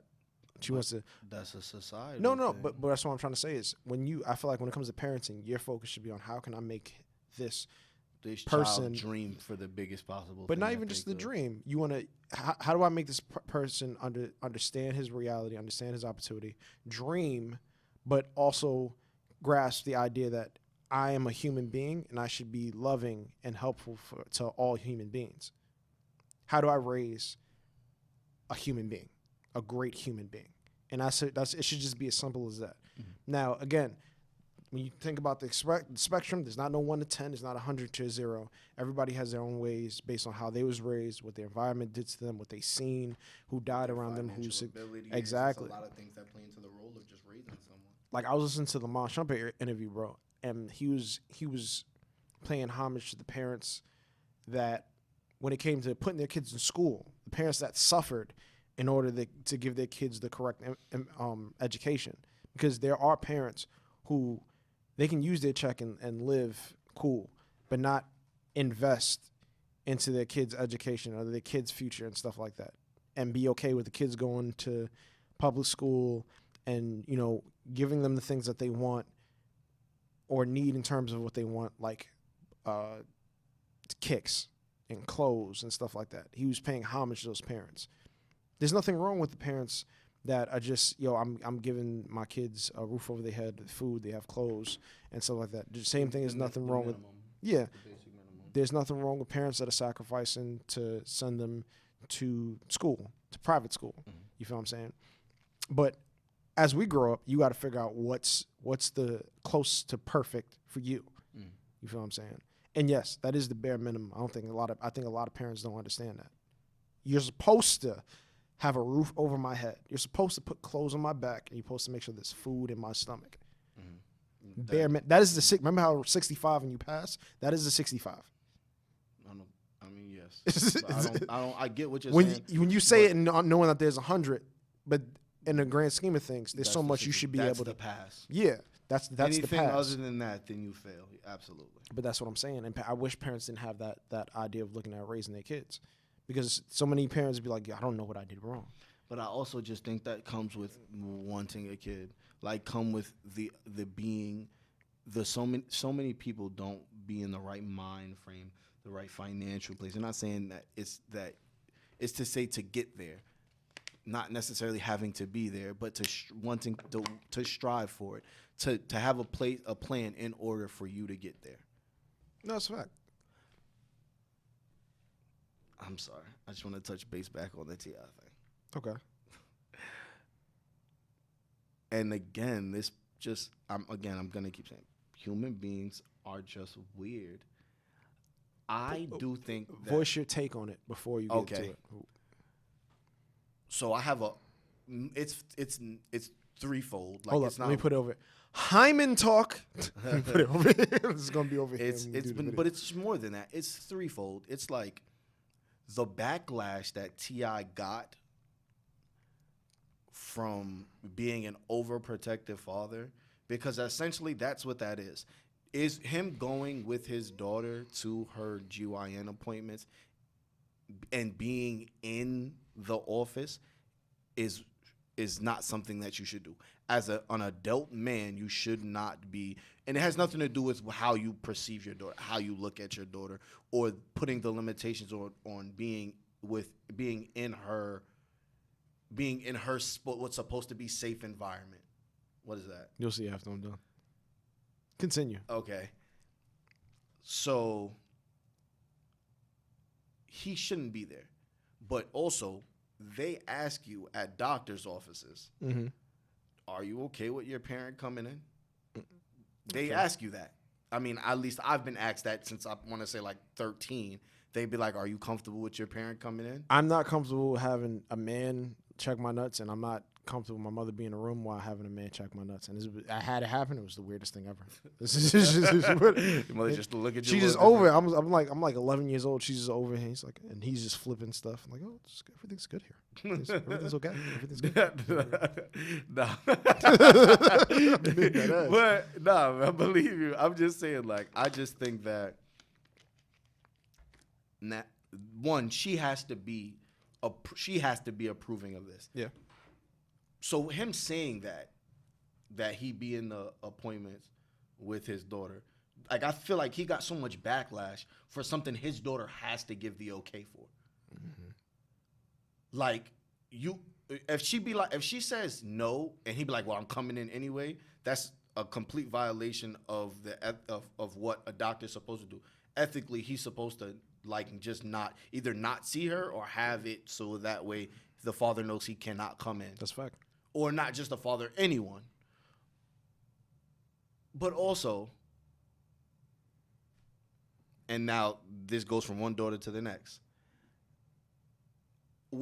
And this doesn't necessarily have to play into the part where this guy is saying this, but someone out there, because as soon as the news dropped, was like, up and coming rapper, Banhunted, whatever his name is, I can't remember off the top of my head, but the Baltimore rapper Banhunted, whatever, what's the name, gets T.I.'s daughter pregnant. Yeah, she's her own entity. Tiny's her own entity, and that's Tiny's daughter. And if I'm not mistaken, it's his stepdaughter, which it's his daughter if that's how that family works. Because I can't speak to. Like, my brother is my dad's son. It's not his stepson. You get what I'm saying? Mm-hmm. Like, my nana got my brother's initials tattooed on her. Mm-hmm. That's not by blood. That's not her grandchild, but that's my brother. Mm-hmm. My dad has been in his life since he was a kid. You get what I'm saying? Yeah. Like, my brother's son calls my dad my granddad. You get what I'm saying? Like, that's how my family works. So I can't speak to that family, but so it could be where that's also his daughter. But that's the narrative that was written. T.I.'s daughter, pregnant by up-and-coming Baltimore rapper Banhunted. You get what I'm saying? Where as a man, that's what winds up happening. As a man, now it's like, and then on top of that, what, as you're 25 now, bro. We're don't me wrong. We are the, when you round numbers up, once you go to 5, you go round it up to the nearest number. You 25, my nigga. You 5 years away from 30, bro. I'm also 5 years away from 20. Cool. I told you what the math. I told you what the math told you, but whatever. So all I'm saying is that when you think about what it is to be a man, you know, at a certain age, what your intentions with women were. So it's weird to me that he would get so much backlash for being an overprotective father when there are so many dads out there that don't do shit. That's another thing that's just like it bothers me that someone could get so much backlash for making an attempt to be a dad. I get it, but granted, it may not be what everyone thinks is okay, but he's making an attempt to be a dad. He's not violating. You get what I'm saying? He's not violating his daughter. There's so many fucking people out there that don't have people's best intentions. He's just trying to be a father. Like, that's weird to me. But you also got into there's two things, right? Go ahead. You got to understand that you're stating this from your reality, but you can't just completely denounce the reality that he has, being a celebrity, being a person that puts his family in the light, having a reality TV show. Because let me tell y'all something. If me and my group of friends were to have a TV show, we would be the most worst, disgusting, diabolical, racist people, sexist people in America. Like, it would come off as that, even though we know how good we are to people, but it's just the way. That's crazy. No, That's it's a fact. It's That's the truth. crazy. If you were to put what's being said in a room, and you don't even got to go through a year. If you have us in a group and it's like a 20-minute session of us not knowing there's a camera on, we just letting off shit. Just saying shit. It's really disgusting. We would be the most hated people in the world. It's the truth. No, but are we? But are we bad people when you think about? But it's the truth. You got to think about who you. Oh man, y'all are pieces of shit. But that's one other day. We've right now we have the gift of privacy. Mm-hmm. He took that away once he became T.I., the reality star. Mm-hmm. Because last time I checked, he was the one. But he was the one that put out the quote that I go to my daughter every month to check and see if her hymen is still intact and make sure she's a virgin. You put it out there. Mm-hmm. It's none of my business. I don't want to know. I don't care what you and your daughter do with, you know what I mean? It's none of my business. How you raise your kid is none of my business. But the moment you put it out there, you put it for the world to consume. Exactly. And I get that. I can't tell, but you can never tell a man how to react. So you're doing the same thing with the world. I can't tell the world how to react. And I'm not, my thing is less being suggestive and suggesting how the world should react, and more so people coming from a place of reality. I feel like oftentimes people look at things in a way where it's like a warped understanding of what things actually are.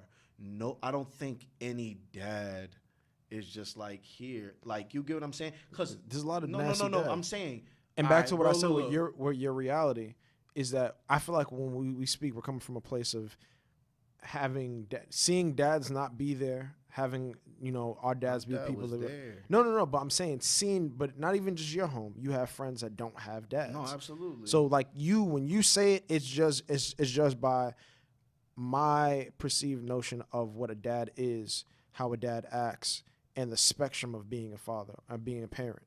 Not realizing that, how a celebrity dad, a reality TV dad, that's his own thing. If he doesn't put it out there, then no one knows. And bro, I'm not trying to take away from the fact that he put something out there for consumption, for people to judge, for people to have an opinion.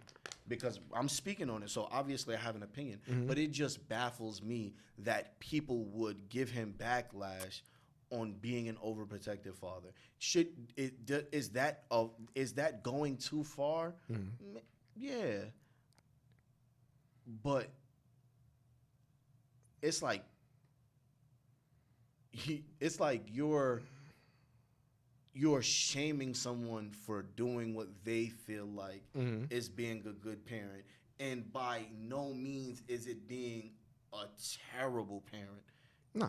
But people are like it's come across as that he's this disgusting sexist pig. Oh my, like.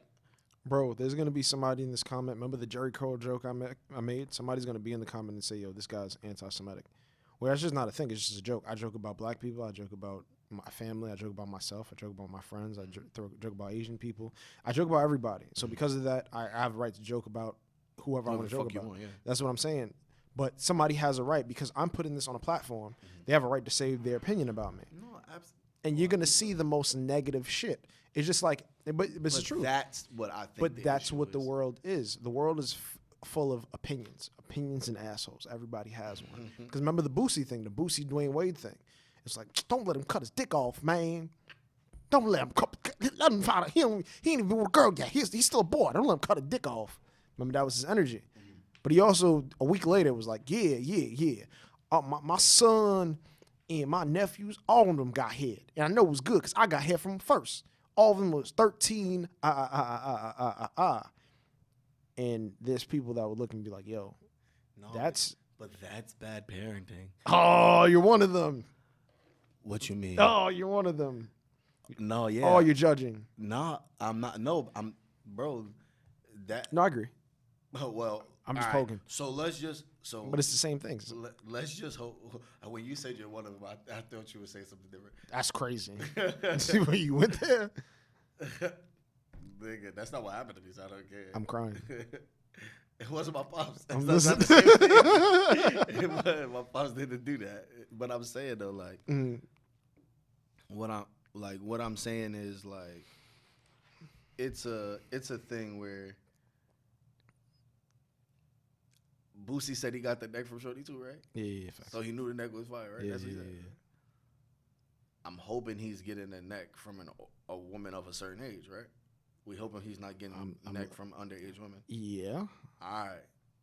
It's bad parenting because it's not like it's like he got someone to give his son's head. Oh, so you see it like from his. So let me just because he made sure that he didn't get head from an underage woman. No. He had no problem with his woman with the woman listen, giving head to an underage man.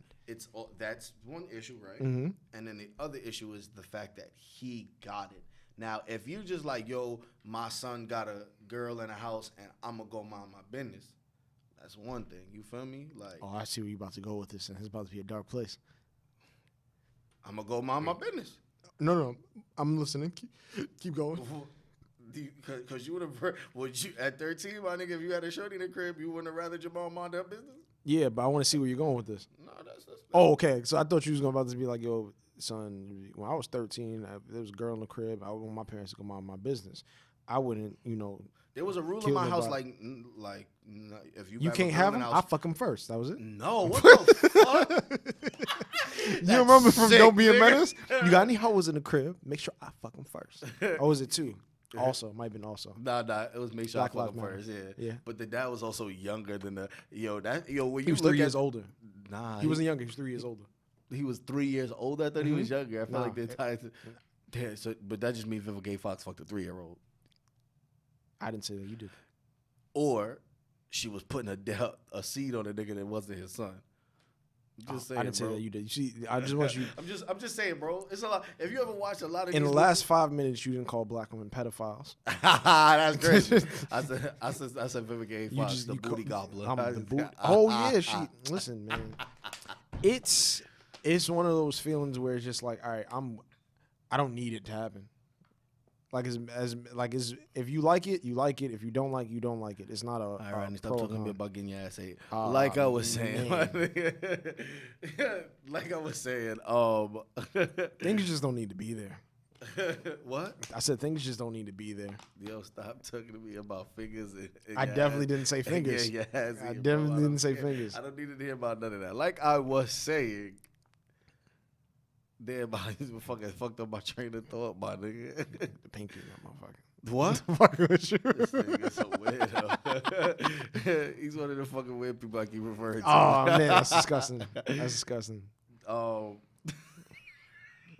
see, oh man, and you think that it's because your friends they would accept you as you. No, I accept you, bro. Whatever you Listen, like is man. what you like. Nigga, that's my motto, my nigga. What you like is what you like. What you don't like is what you don't like. Be happy. I don't give a fuck. As long as you not. My thing, don't harm nobody. Don't take advantage of nobody. Facts.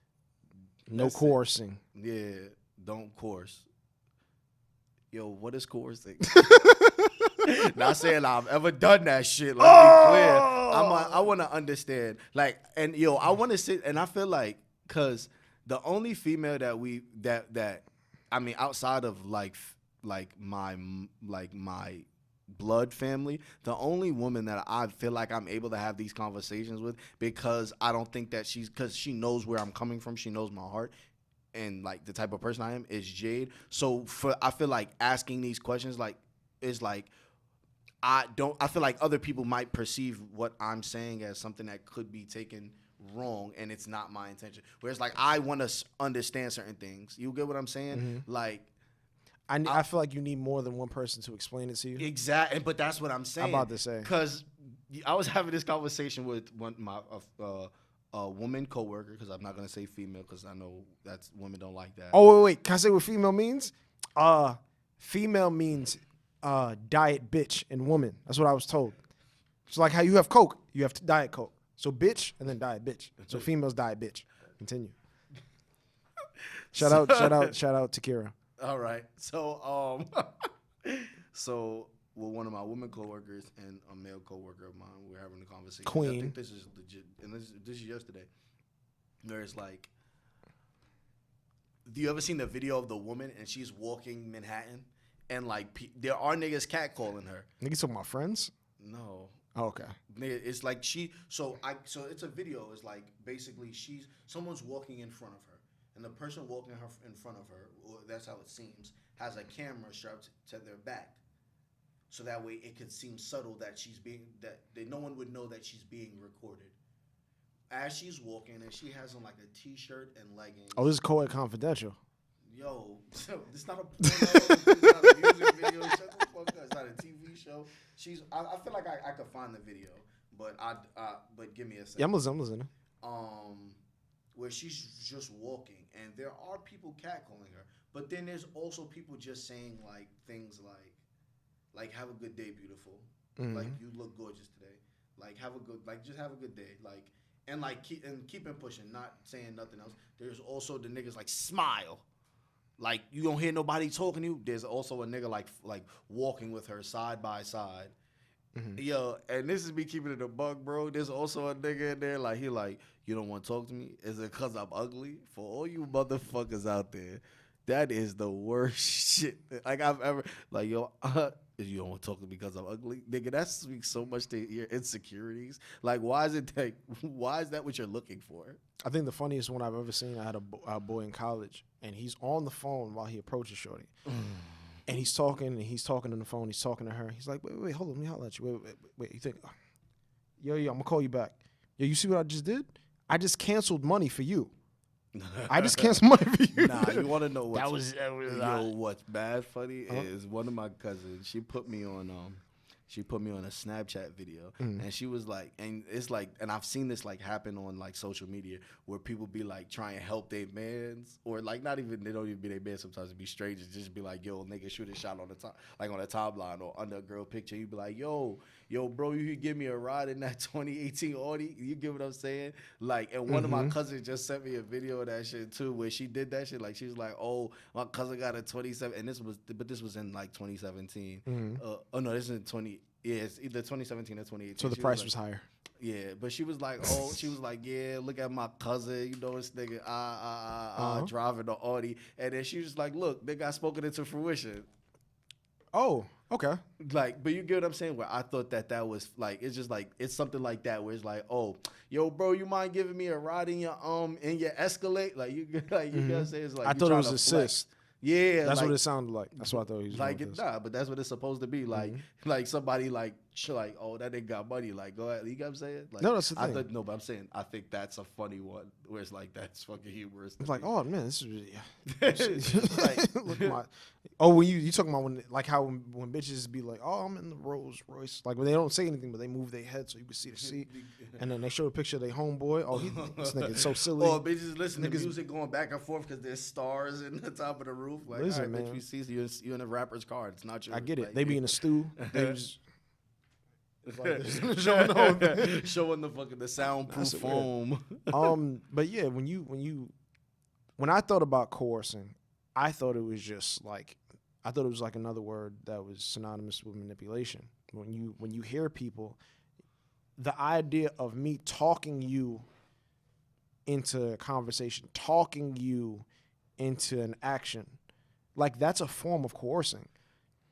So like how you would talk girls and you would spit your G, and you did that in order to get them to come over, get them to go on a date with you, or that's a form of coercing. So my thing with that is just like, all right, and that's what I was gonna say earlier. Look at the definition for you to the woke bitches. It's like, all right, coercing is wrong when I feel like it's like you're pushing someone into doing something that they don't want to do. See, but how often have you been told by a girl that you could have got some ass from, I ain't feel like you worked hard enough for it? No. Like, I ain't feel like you gave me the attention that I wanted. Funny shit. Listen, persistence, I don't do that. Like, if I shoot once and you dub it, like, it's the next. I think that's weird. I don't want to dust myself off and try again. Now, by definition, coercing, the practice of persuading someone to do something by using force or threats. I understand that. Okay, force or threat. See, No, I understand that definition. The one I explained to you is how it's been explained to me by women. Like that's what coercing is. Like if I say no, if I say leave me alone, then you know what I mean. But if you're being persistent, like no, you can't do that. That's manipulation. That's coercion. Like, and if it happens after the fact, there's an argument that's still rape. Like that's a crazy conversation, a crazy bag to get into. But that's like why I'm saying. Like I don't want to play the victim in this situation because I understand that, and I personally would be like Nim. Like my little sisters have weapons on them. So and Jay tweeted this too. It's like my little and I knock on wood, and I never want anything to happen to any of the women I love, or any women at all. I shouldn't just limit that. But bro, I promise you, my nigga, try the women I love, nigga. We gonna slide, nigga. We're gonna slide. I knock on wood. I don't want no one to test like any of the women I love. You get what I'm saying? But it's just like, and if I ever seen it, and I've gotten it shaken for that, and I've also gotten called Captain Save-A-Hole for that.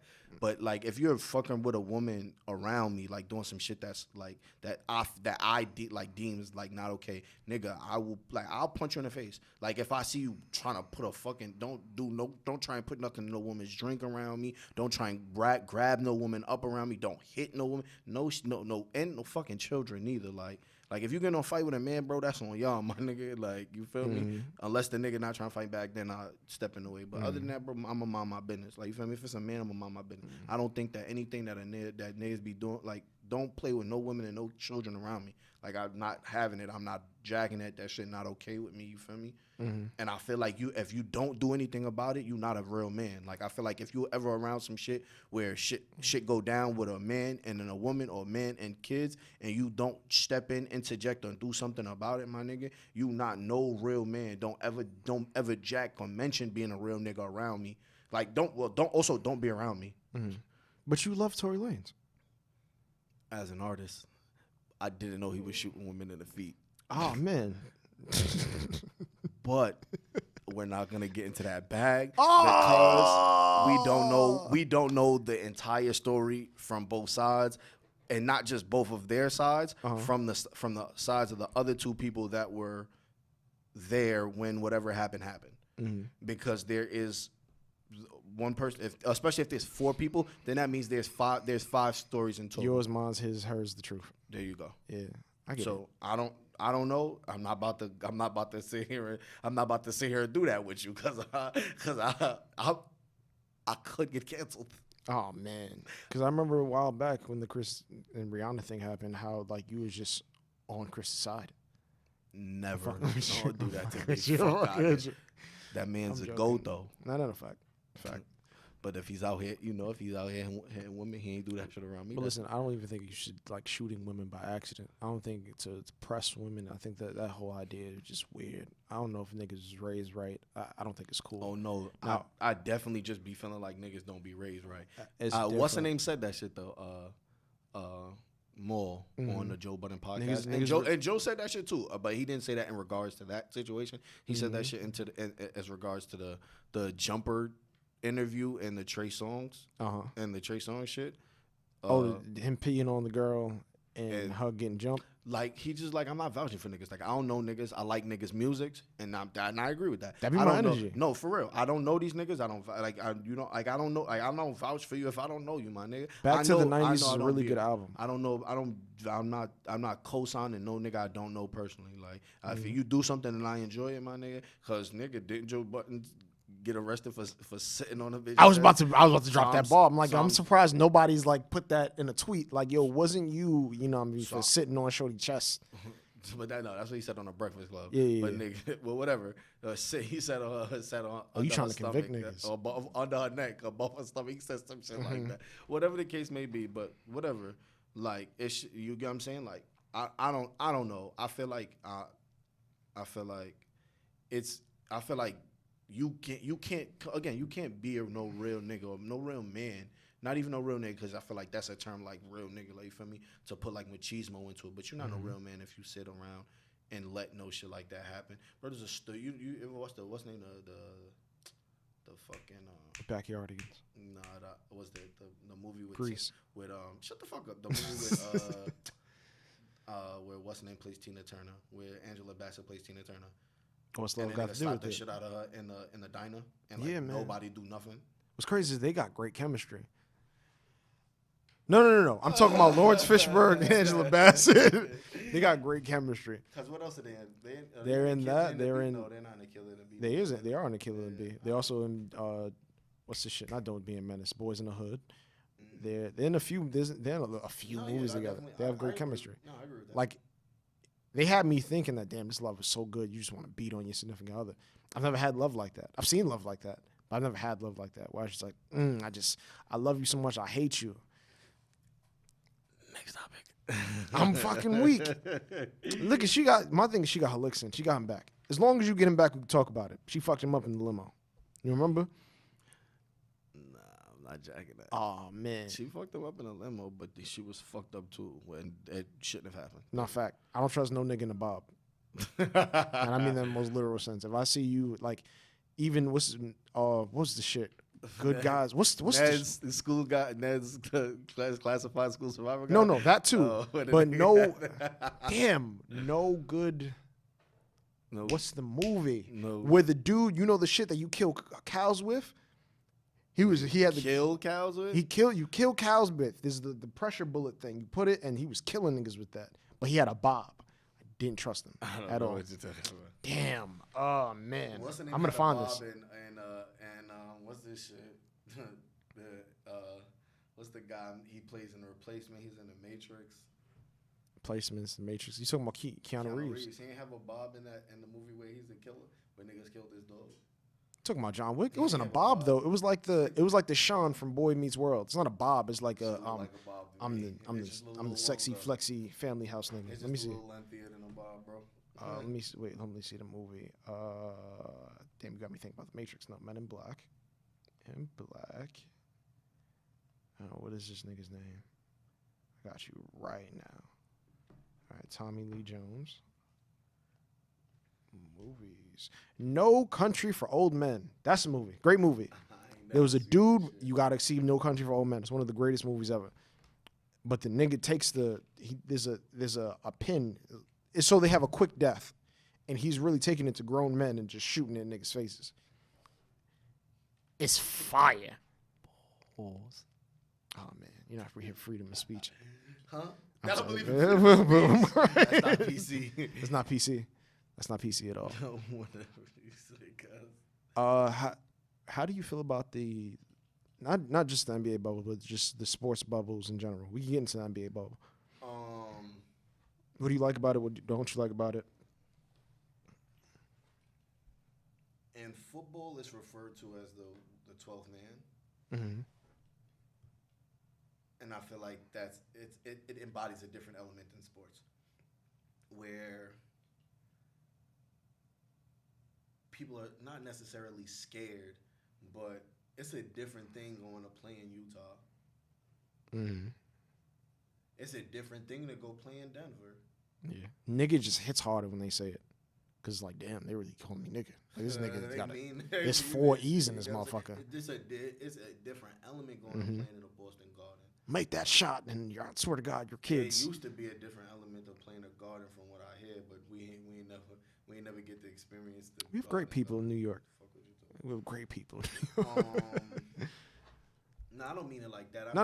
Like, I'm being stupid. The essence, the element that the Garden brings, like if like when this shit was jumping. You just bring closer. Bro, I ain't want to pull it up. Yeah, I'm listening. But like a different element as far as what it meant to be the Knicks in like the 90s. Like it was a different vibe. You get what I'm saying? Like Charles Oakley, we punch motherfuckers in the face. And then like niggas would go, like New York niggas would go flip your bus after, like wasn't it like, you feel me? Like you go ahead and play. You get what I'm saying? It's just a different element, like being able. So that is taking away some aspects of, I feel like, their capability to be in the mind frame. Like I'm home, like I'm relaxed, like I'm calm. This is me. Like this is where I'm at. You get what I'm saying? So I think it's taken away from the game in that aspect as far as basketball is concerned.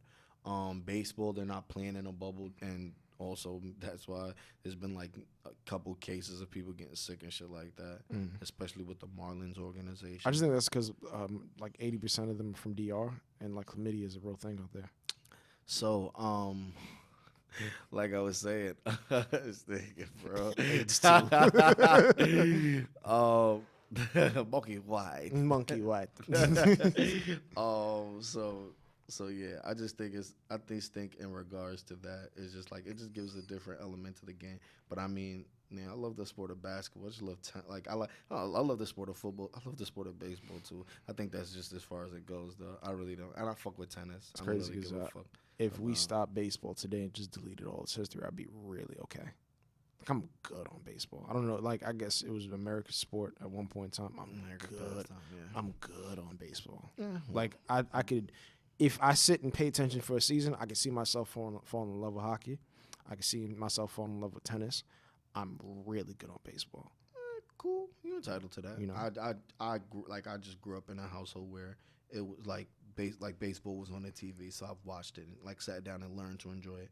Like, cause I didn't like care for it before. I cared for playing baseball, not not in like like one of those like minor leagues or anything like that. Like whatever they call Pop Warner for the version of baseball. But like playing like having a baseball, have somebody pitch on the mound, cause my elementary school was like right across the street from my old building, and we would go. There was a big body of grass directly in front of my building, so we would play baseball with that. Cause my son somebody used to fuck with named Jason, like one of my mans from when I was younger. He had he had like a big ass orange bat, and we would just go out and just hit the ball, use the trees as bases. So like I enjoyed playing it. Like because I enjoyed playing the sport, I learned to like love watching it. Because it's just like now, like I didn't understand what was going on before. I was just listening to the rules that niggas was saying and just enjoy running around. But now it's like I enjoy watching it because of that element that came from my childhood.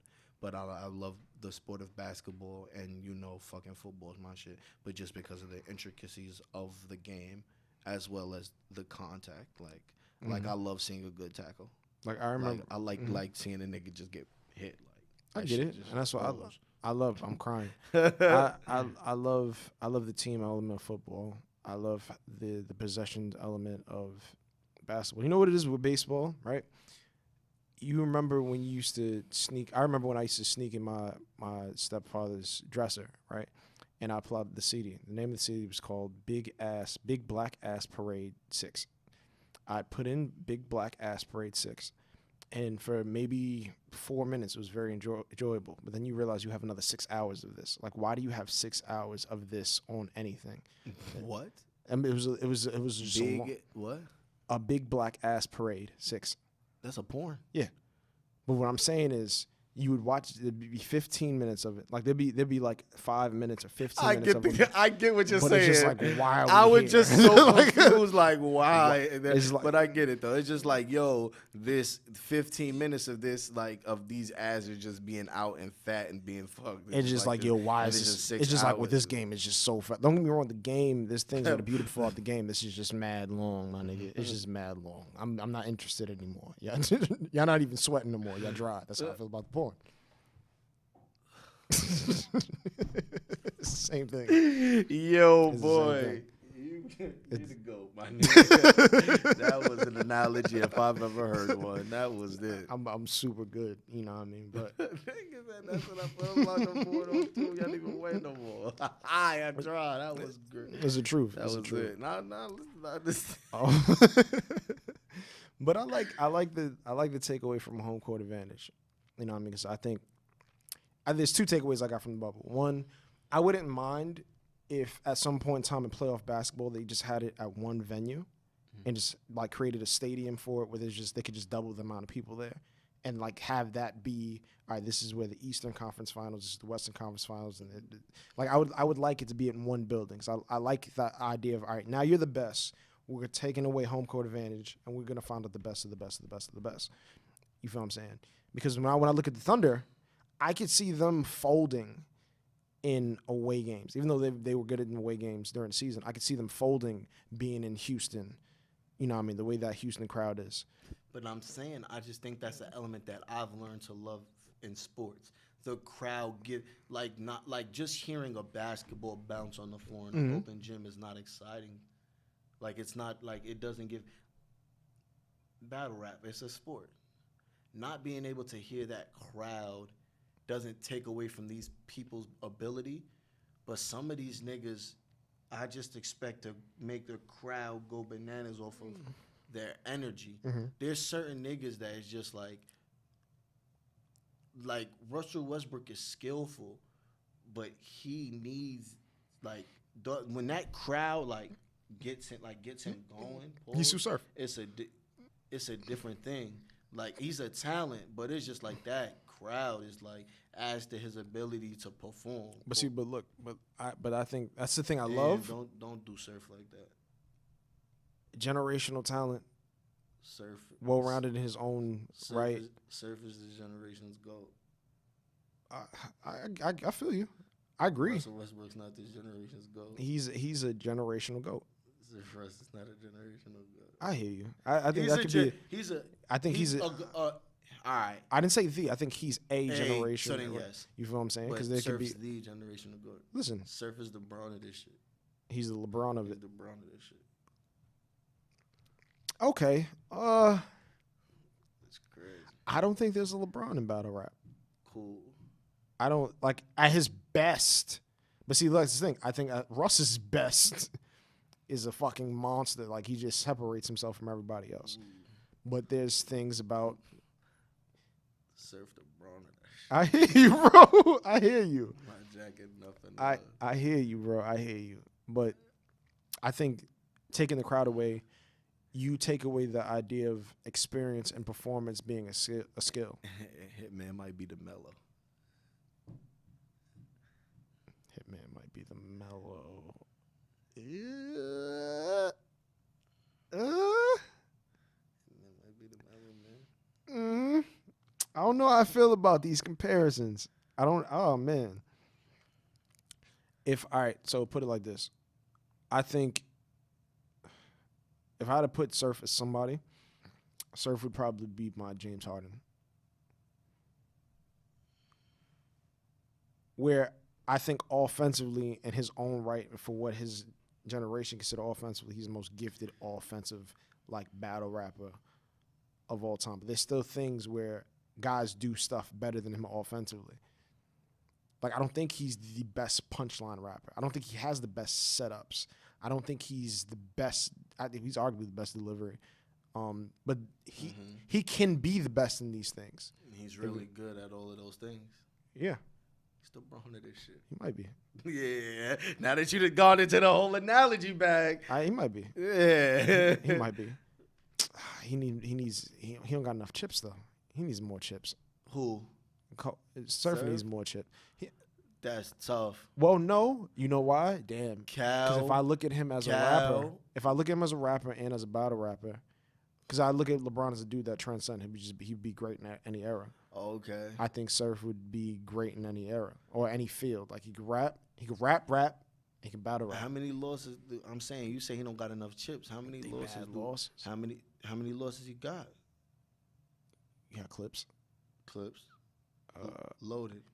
See, but look, if we're being honest, bro, even though neither one of them came with a fully loaded clip, I thought the material that Rum had was better than the material that Surf had.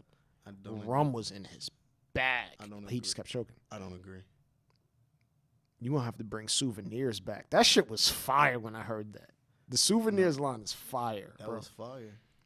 Oh, bro. I don't think so. I think Surf beat Rum and I think Surf beat Top 2 rounds. I think he beat Top. I don't think he needed a third against Top. I think that round 1 and round 2, all right, so look. I think that's what it is. I think that's what he has a really great first and second rounds. You're saying the element of thinking someone beat someone if you take out their chokes. Surf had really good material against Clips and Loaded. He had better material than Loaded. He didn't have better material than Clips. If you take the chokes out, it's a different conversation. But that's what you just said about Rum. No. I'm saying him and Rum choke. For the material that they both brung, I really feel like around him had better material. Okay. For Clips, he lost the Clips. He lost the Clips. And then it's a bunch of debatables, but he might be it's LeBron. A bunch of debatables. He might be LeBron. He might be LeBron because you know why I say that? LeBron it's because when lost you a lot. when you not even lost a lot. Non-straight. Oh, 8 straight and only 3 wins. So is that 5 losses? I don't even. I see when you say this 3 and 8. The 07, the 07 team shouldn't have been there. Okay. You feel what I'm saying? And then like half of the Cleveland runs just shouldn't have been there. He was supposed to beat the Mavericks. Mm-hmm. That's the one where it's just like when I go back to it, it's like y'all was supposed to beat the Spurs too both times. Nah. They got the first, but but I'm just going by how the game went. By the game when they beat the Spurs, it was like it was close. That was the Spurs to lose, but they still won. Mm-hmm. LeBron was still LeBron. And this is why I hate when people say the Kawhi thing. LeBron was still LeBron. LeBron averaged like 28, 12, and 8 in that series. Nigga, Braun was Braun when they won against Cleveland. I mean, when they won against Golden State. But I'm not saying that. But when you look at the supporting cast, Wade wasn't the Wade that we know. He was already losing his lift.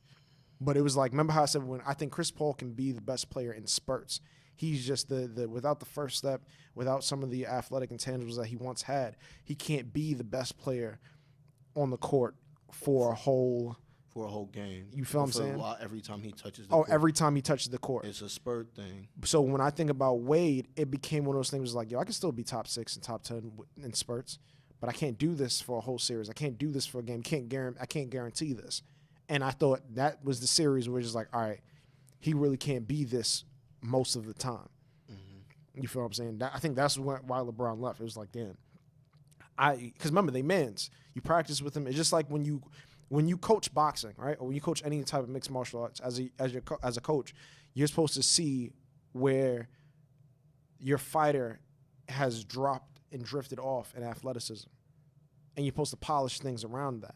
They know. All coaches know when it's like, all right, he's drifting off in this. You've lost this. You not lost it, but you slowed down in this element, and we need to pick back up here, or we need to mold you to not have to rely on this so much, exactly, because you don't have this ability the way you used to. And I thought Wade maximized from what his body would allow him to do. He maximized what he was going to do from a skill perspective the season before, especially with the direction the league was going. He would have had for them to have last. He would have had to been able to be a spot-up shooter. So then he would have had to alter his game. He would have had to alter his game. So then he could be great in spurts. But for the most of the game, he would have had to been a spot-up shooter and a team defender. Because he wasn't the great all-time NBA wing guard defender that we knew Wade to be in love. You feel what I'm saying? I get you. So, again, I think in that respect, I can see Surf being LeBron, where it's just like, even when he's great, we're going to pick at what he does. Because in my opinion, I think he 3-0'd. This arguably 3-0'd, what was it, Hitman? Yeah, it was he had arguable. Better material in that first round, but Hitman's energy in that first is just different. But I also feel like he set up that energy. Like when he saw, you better be in the tank top in that rope chain, like he opened up the round. Yeah, no, and then to be careful what you ask for. Like it felt like they set it up as a show. Mm-hmm. You know what I mean? And that's why I think Hitman is one of those. I don't know if he I don't remember if he 2-1 to 3-0 Rock. I gotta go back to that battle. 3-0 Geechee. Listen, man. That's the brawn of this shit. Keep That's it. the brawn of I'm okay with that. I'm okay with that. Now that I think about it, I'm okay with that. So now the question is. I'm listening. Lux beats everybody else, but it's quiet every time he is standing in front of Mook. I don't know if he beats. So everybody who's the else. Jordan? I don't know if he beats everybody else, and I don't look at who. I think if we had who was out of studio of the goats, like the goat conversation, who, and I'm talking about of shit we have documented. Who hasn't Lux beat? He hasn't beat Arsenal. He lost that. And it was trash. It was a terrible battle, and I don't feel but like he got a few terrible battles. I think he even to what battle rap is, but I think it's the same thing with Reed, where Reed showed his ass against Surf, still lost, but he showed his ass. Because Jordan and me is clips. Where it's just like, I feel like at one point he was just like, I'm Washington Jordan. I'm just gonna be watching Jordan. I don't need to be Jordan. I know what Jordan is. Clips is so fucking overhyped. It's ridiculous. But I also think there's the legacy, not the player. I think Jordan is the arguably the best player of all time. But I think when we talk about the legacy, we just disregard shit just because we look at it like, oh, that never happened. Look where his team was. Or look where he was in his life. He wasn't gonna do that. Oh, he left for this amount of time. It's okay. Like he was really freestyling battles against Illmatic. You know what I'm saying? Like he was just like, yo, I'm just gonna come and get a check. No, yeah. Like he made a business move. He did that same shit to Sharon. I think Jordan made a business move. I think that's my Jordan, in my opinion. I can see that. Because at his peak, I don't think anybody was doing what he did better than him. I think he was the way he was able to scheme and stuff. His schemes is signature. But niggas could do that. But then why niggas didn't? No, niggas have. Like, niggas have schemed better than Clips. Like, I look at it like this. Everything Clips do is just like somebody could do that and like do it better than him. Not saying the same thing doesn't go to Sue Surf, but it's just like I just feel like, bro, because of the overhype and what he did to Tay Rock, and then like went away for however long he went away, and then came back with the Verb battle. Bro, you couldn't even hear unless you were in the building, and we weren't in the building at the time. Nigga, you couldn't hear what he even said on camera, and people I've said he killed her. You get what I'm saying? The same thing. What was the X Factor? Like, but he was also giving like. But I understand what you're you saying. Couldn't even understand. You couldn't even hear the audio, bro. But I was hearing it, and I was like, yo, the left your sun behind your earth like it was nighttime, nigga. Like I thought when the way he set it up was really. Something behind your earth like nighttime. I left your sun behind your earth like it was nighttime, nigga. Like, but the way he set it up to that punch, I don't think he's the best puncher. I don't think he's the best. Behind your earth like nighttime. What does that mean? I'm weak. How do you mean? How do you meek a nigga? We're not gonna do this. I'm about to say. But then he said, "You can be hot, meet bro." A nigga meet like he like said meet wherever we meet. No, he said wherever we meet. No, wherever we meet, like you can't, like no, bro, you don't meet a nigga. No, you don't. But then, so they're all okay. They've all done it. Cool, you're right. That's my thing. No, but I'm saying that one's a scheme. Well, one's a scheme where he reached. The other one is like a punchline, and he's reaching. You get what I'm saying? Where it's like the scheme is supposed to like, all right, his I don't know who his Martin scheme was against. My mama biscuits. Like he used it like my mama's you get what I'm saying? You get what I'm saying? So it's a place to play on the word where he's like, wherever you meet, I mean meet, because he was doing an MMG. I get it. How do you meek a nigga? No, How do you meek? No, you're right. They both done it. That's my thing. They both are, but those two especially have like reached. It doesn't mean they're not a GOAT. I'm not saying that he's not a GOAT. Bro, listen. Clips lost the Lux and he lost the Hollow. Clips lost the Lux and he lost. You're crazy. He definitely didn't lose the Lux. You're out of your mind. What? And on that way, hold up. I got to go to the bathroom. Promote what you need to promote, my guy. Be right back. Right back. This guy's crazy. This nigga's out of his rabbit ass mind. This nigga just said that.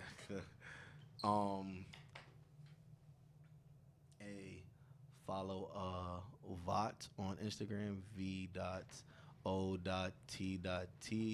on Instagram. We're dropping stuff soon. We just coming out with a new collection of socks, t-shirts, hoodies. It's a couple things that we're about to drop. Also follow Vizon Studios. What's this shit? What's this guy? Follow Earth Secret Stuff. Follow Lashed by Raina. Follow Joy Meets More. Something of that nature. Just want to shout out a couple, follow my friends on all of their platforms with all their creative projects. Just make sure that I just want everyone that I fuck with to win, and not saying I don't want people who I don't fuck with to win, but yeah, yeah, just go follow those social media pages on Instagram, Twitter, wherever you can find them. Just support the businesses of those around you. Support, support, support. Eventually, we're going to have some Strickland & Co. clothing. And this is God Ride out. Love is love. This nigga came back from the bathroom and closed out. Fire.